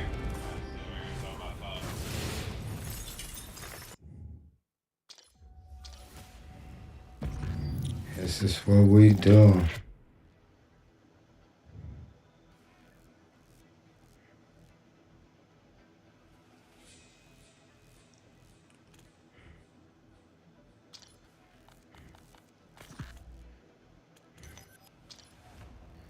Yo, what's your Twitch name? Same thing as my my username, the Chi Challenge. Okay, cool. Yeah, man.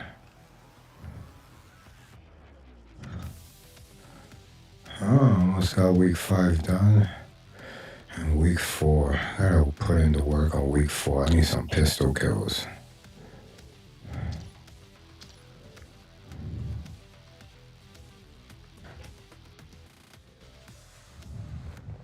And man, feel free to show love, follow, subscribe, whatever you could do. Just show support. We appreciate it all the way. Now, man.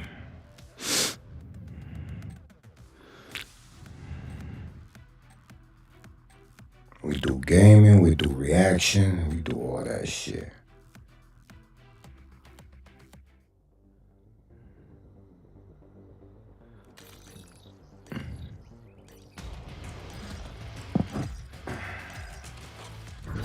Domination.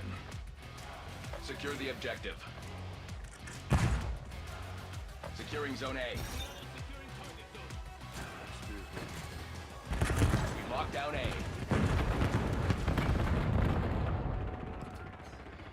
Losing B. Alright. You die.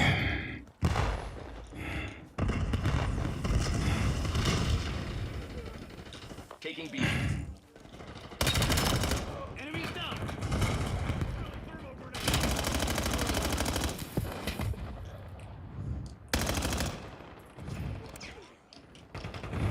We control B. Hostile cluster. B is ours. Do not let up.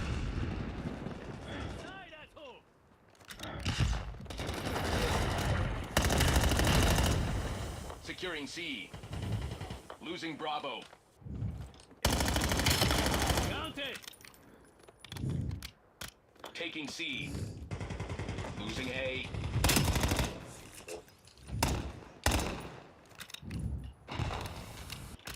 Securing Bravo.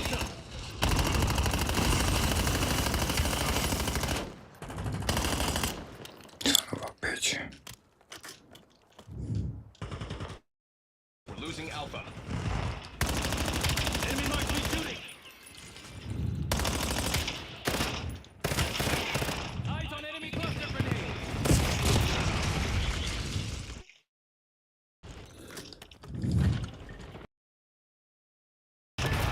Getting authorizing HKDs on my AO. Ordering skewer launch on my mark. Locking down Charlie. Tossing pinpoint. Securing C.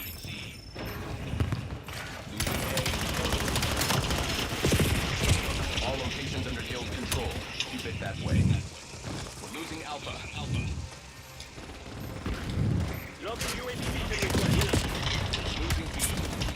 Son of a bitch. Lost Alpha.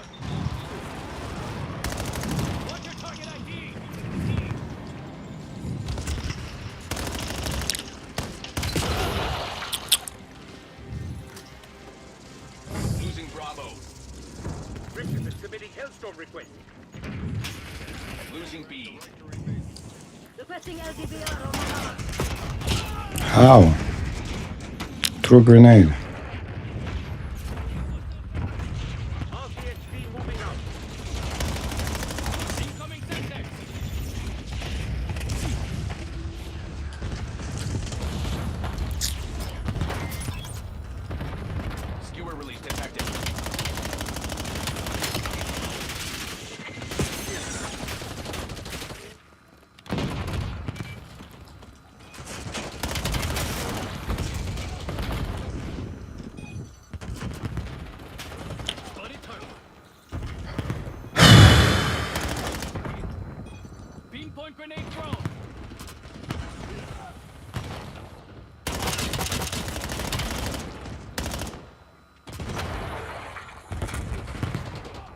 Securing Alpha. I just destroyed my own trophy system. That was crazy.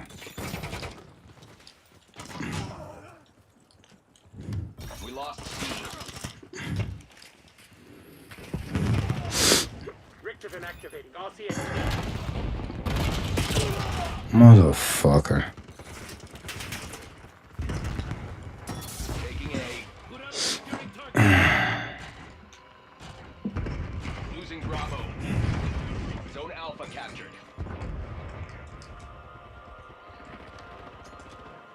Losing B.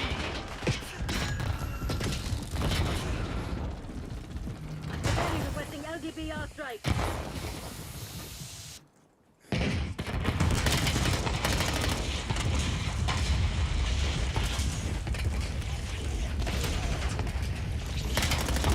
Securing Charlie. Losing A.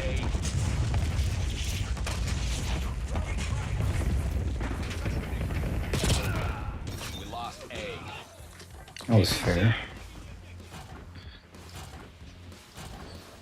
Zone C secure. Losing Bravo. Establish counter UAV overflight. Authorizing UAV mission.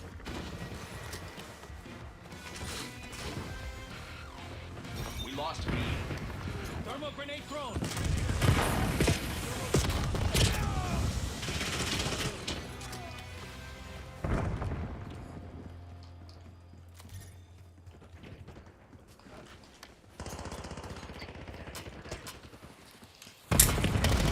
Care package above. One for me. Son of a bitch.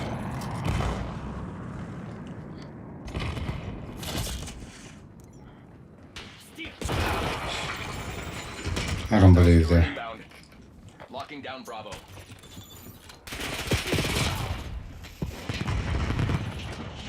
Hostile Rhino working your center. Oh, really?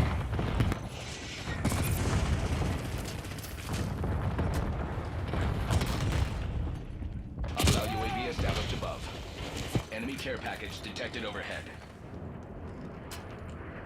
Securing B. Hostile harp above your station. Bravo is ours. Hostile shooter.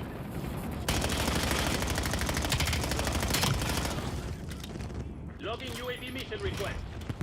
Enemy UAV detected. Watchdog Kilo inbound on your grid. Get down.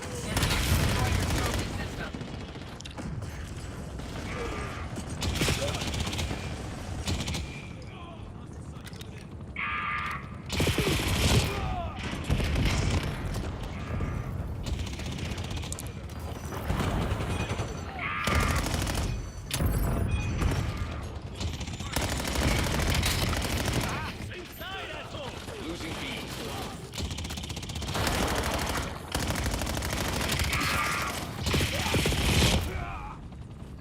Authorizing UAV Enemy watchdog Kilo spotted.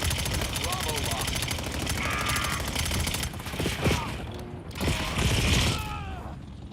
Taking B. B advised. Enemy ion core on the field.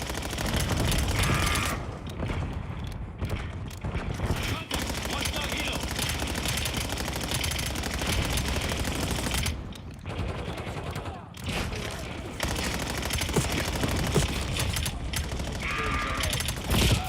We're losing Charlie.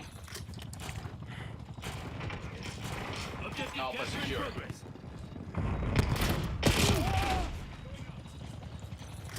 They are taking C. Son of a bitch. Securing B. Jurado securing target zone. We've lost Get down. Charlie. B locked down.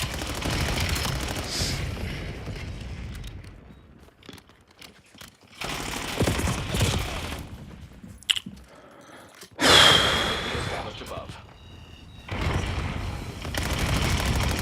Severity requesting UAV overflight. Operating secure flight. Losing Alpha. Hostile Semtex. Enemy super Shots good. We've lost Alpha. Losing Bravo. Scrambler, front, authorizing UAV mission. Taking A. Mover. Losing B. Zone A secure.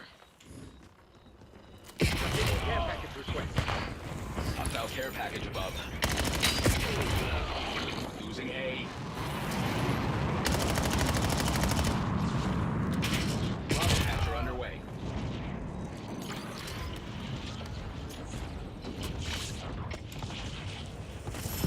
RCXD moving out. Hostile fighter UAV above. Bravo zone secure.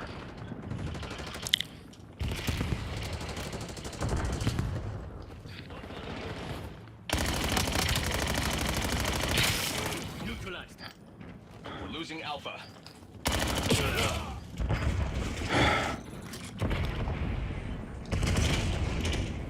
Richter activating RCXD. We have the enemy in stack.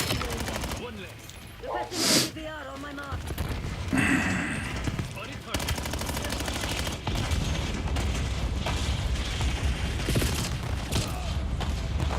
Enemy heart overhead. Skewer release detected.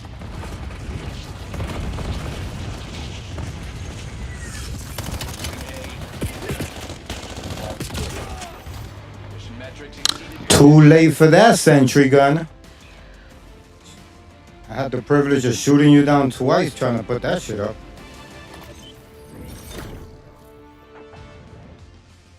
Thanks, man. Had to put in my 2 cents. I'm half asleep, you know, and I'm on Twitch. I can't let these people down.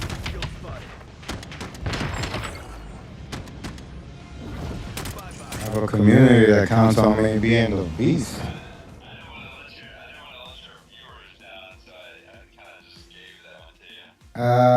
Thanks, man. I appreciate that. They appreciate that. Good game, my brothers. About to sign off. I'll see you guys later, like around 12 o'clock when I wake up again. It's time to go to sleep. About to eat some pancakes and knock the fuck out. Well, I'm in New York City. It's 7:15 on this side of the coast.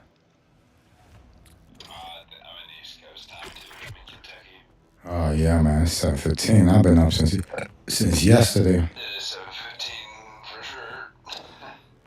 You already know, man. What time is the PGA?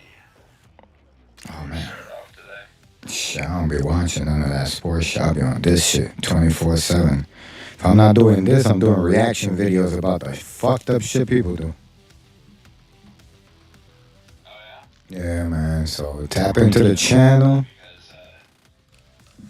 We do all types of shit there. We do challenges. We've been covering the Davis story. We just found out some new shit, how he been playing Fortnite. Now there's people from Fortnite coming up with shit, so it's crazy. Tap in, chat. Tap in.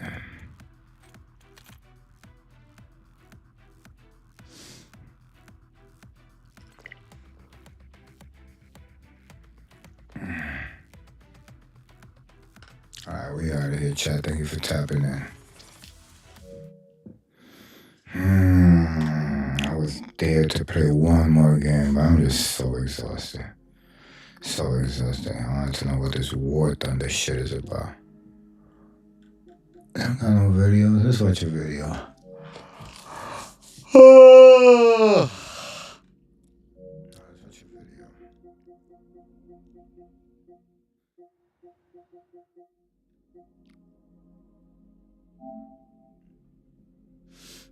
Всем хай, с вами Димас Плей, сегодня мы продолжим прохождение Okay, you in a different language? That must be a fun game. Everybody playing it. Был поменять на реалистику. Alright, somebody gotta talk in English so I can see what's going on.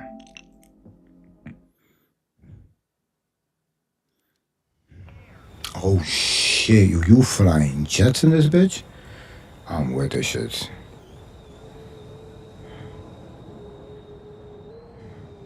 Oh, I'm with the shits. Oh, I'm with the shits.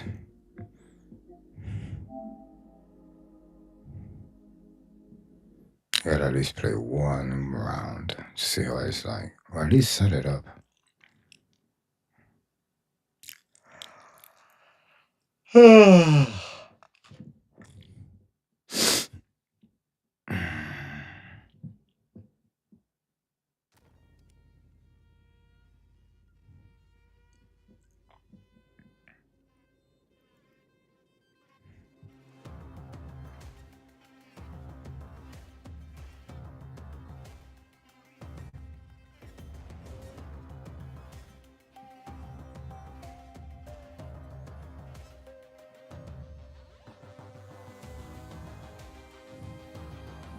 Well, let's see what this is about. Has a lot of loading time. That's all I've noticed. Large amounts of loading time.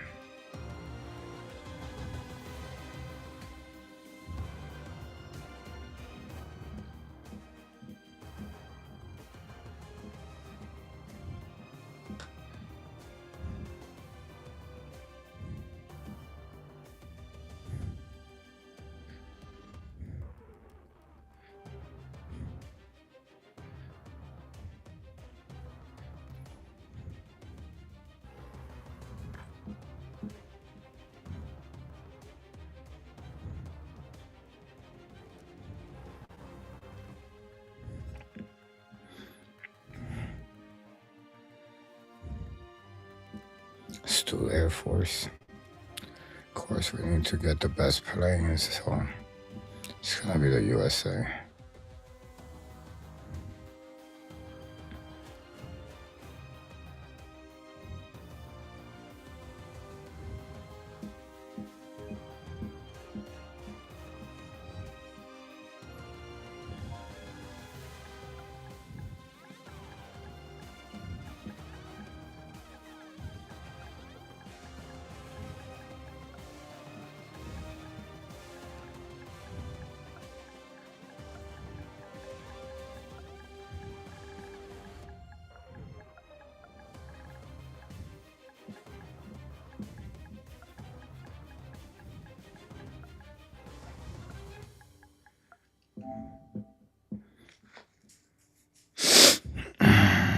For real, we gotta do this right now?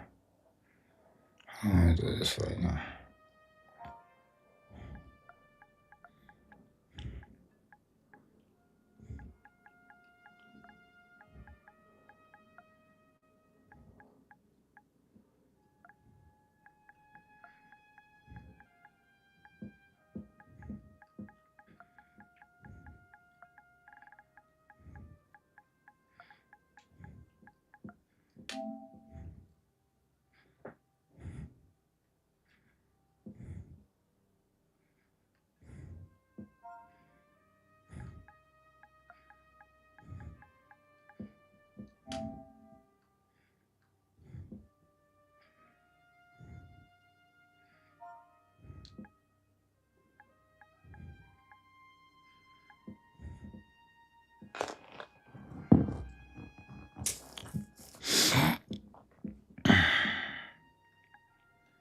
Not doing this shit.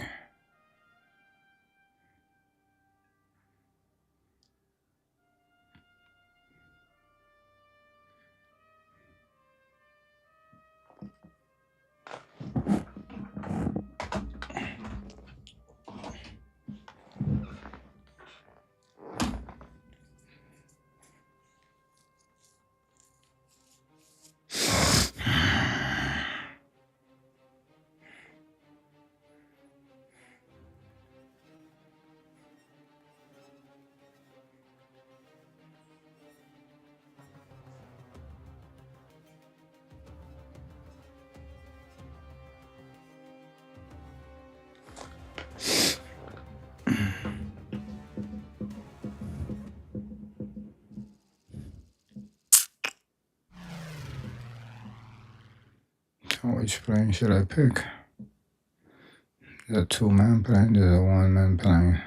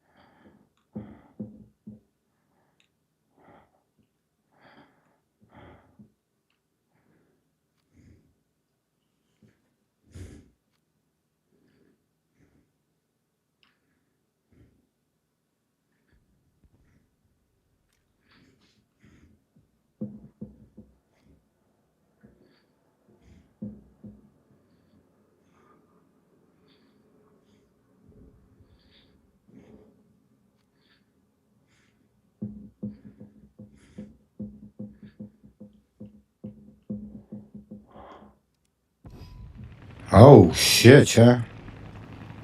Oh shit, yeah.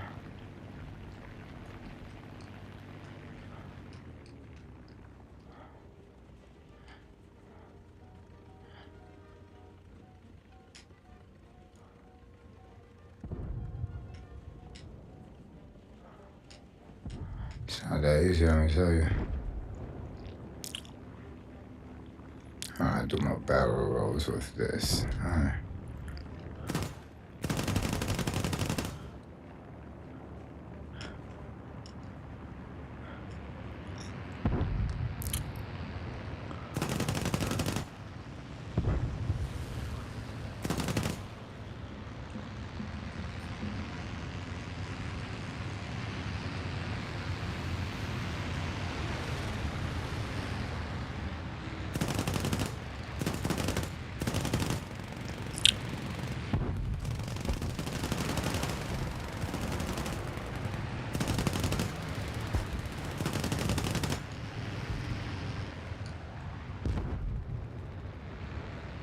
Oh my goodness.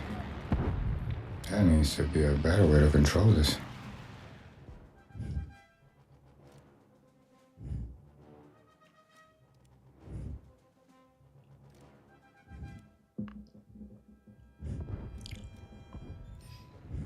Alright.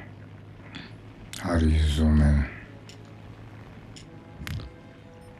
Ah, there we go.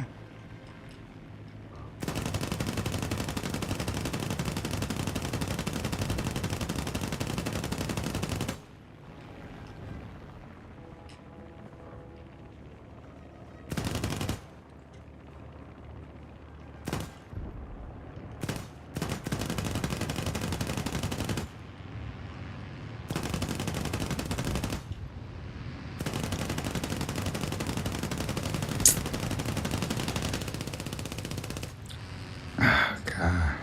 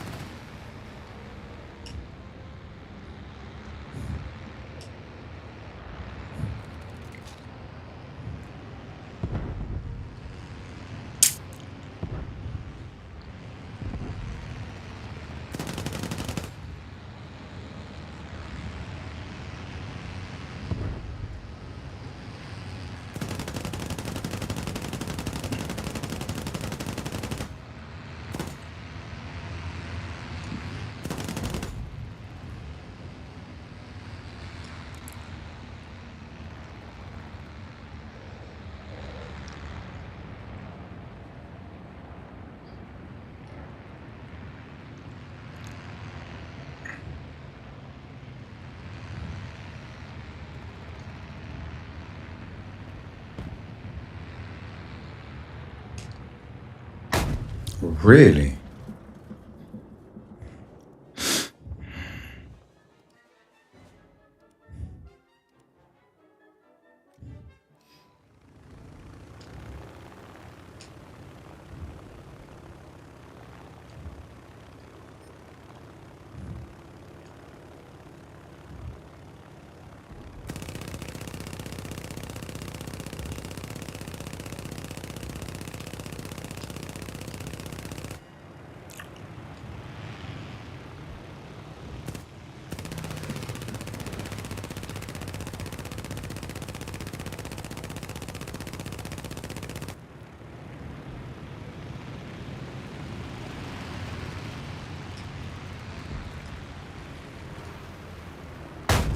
Why did it go down? Shouldn't it go up? And I press down? This is stupid.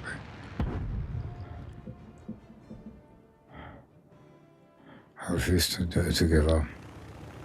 Oh, so you go up if you go up.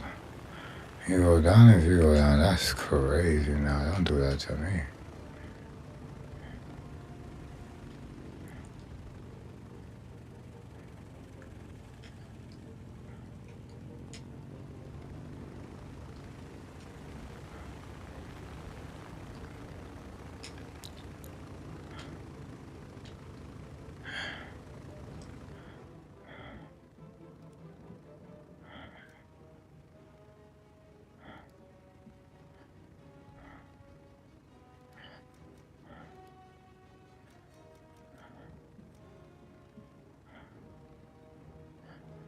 Yeah.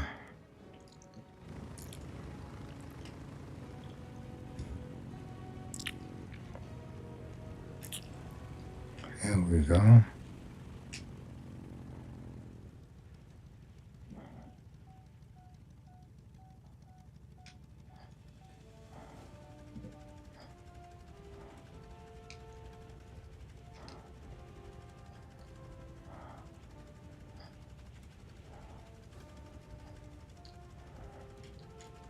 So, it's gonna stop? Fuck is up with my plane, guys? Did my shit just give up? The fuck did I do to my plane? Yeah, whatever the fuck.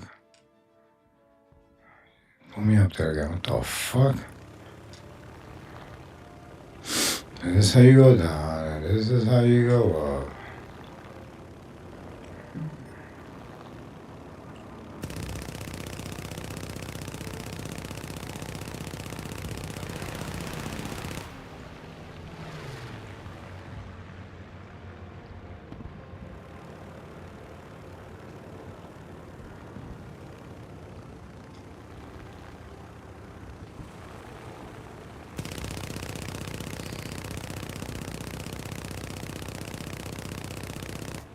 Can we launch missiles?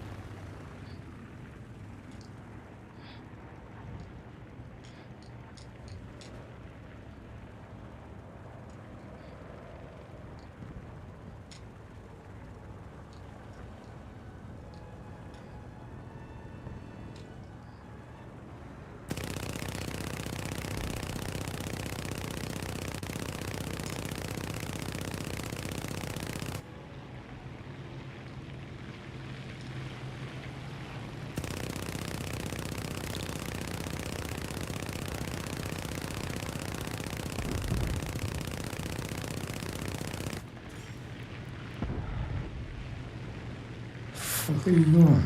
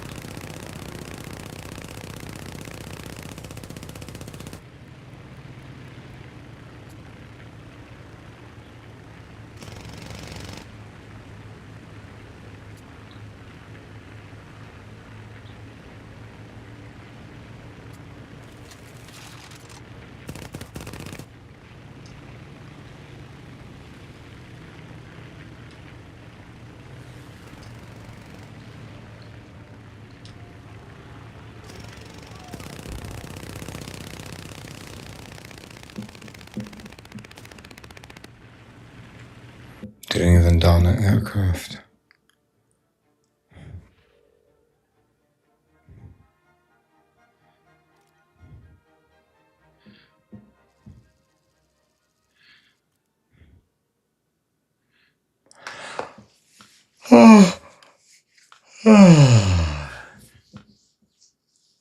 Alright, chat. This is a wrap. Fuck this bullshit.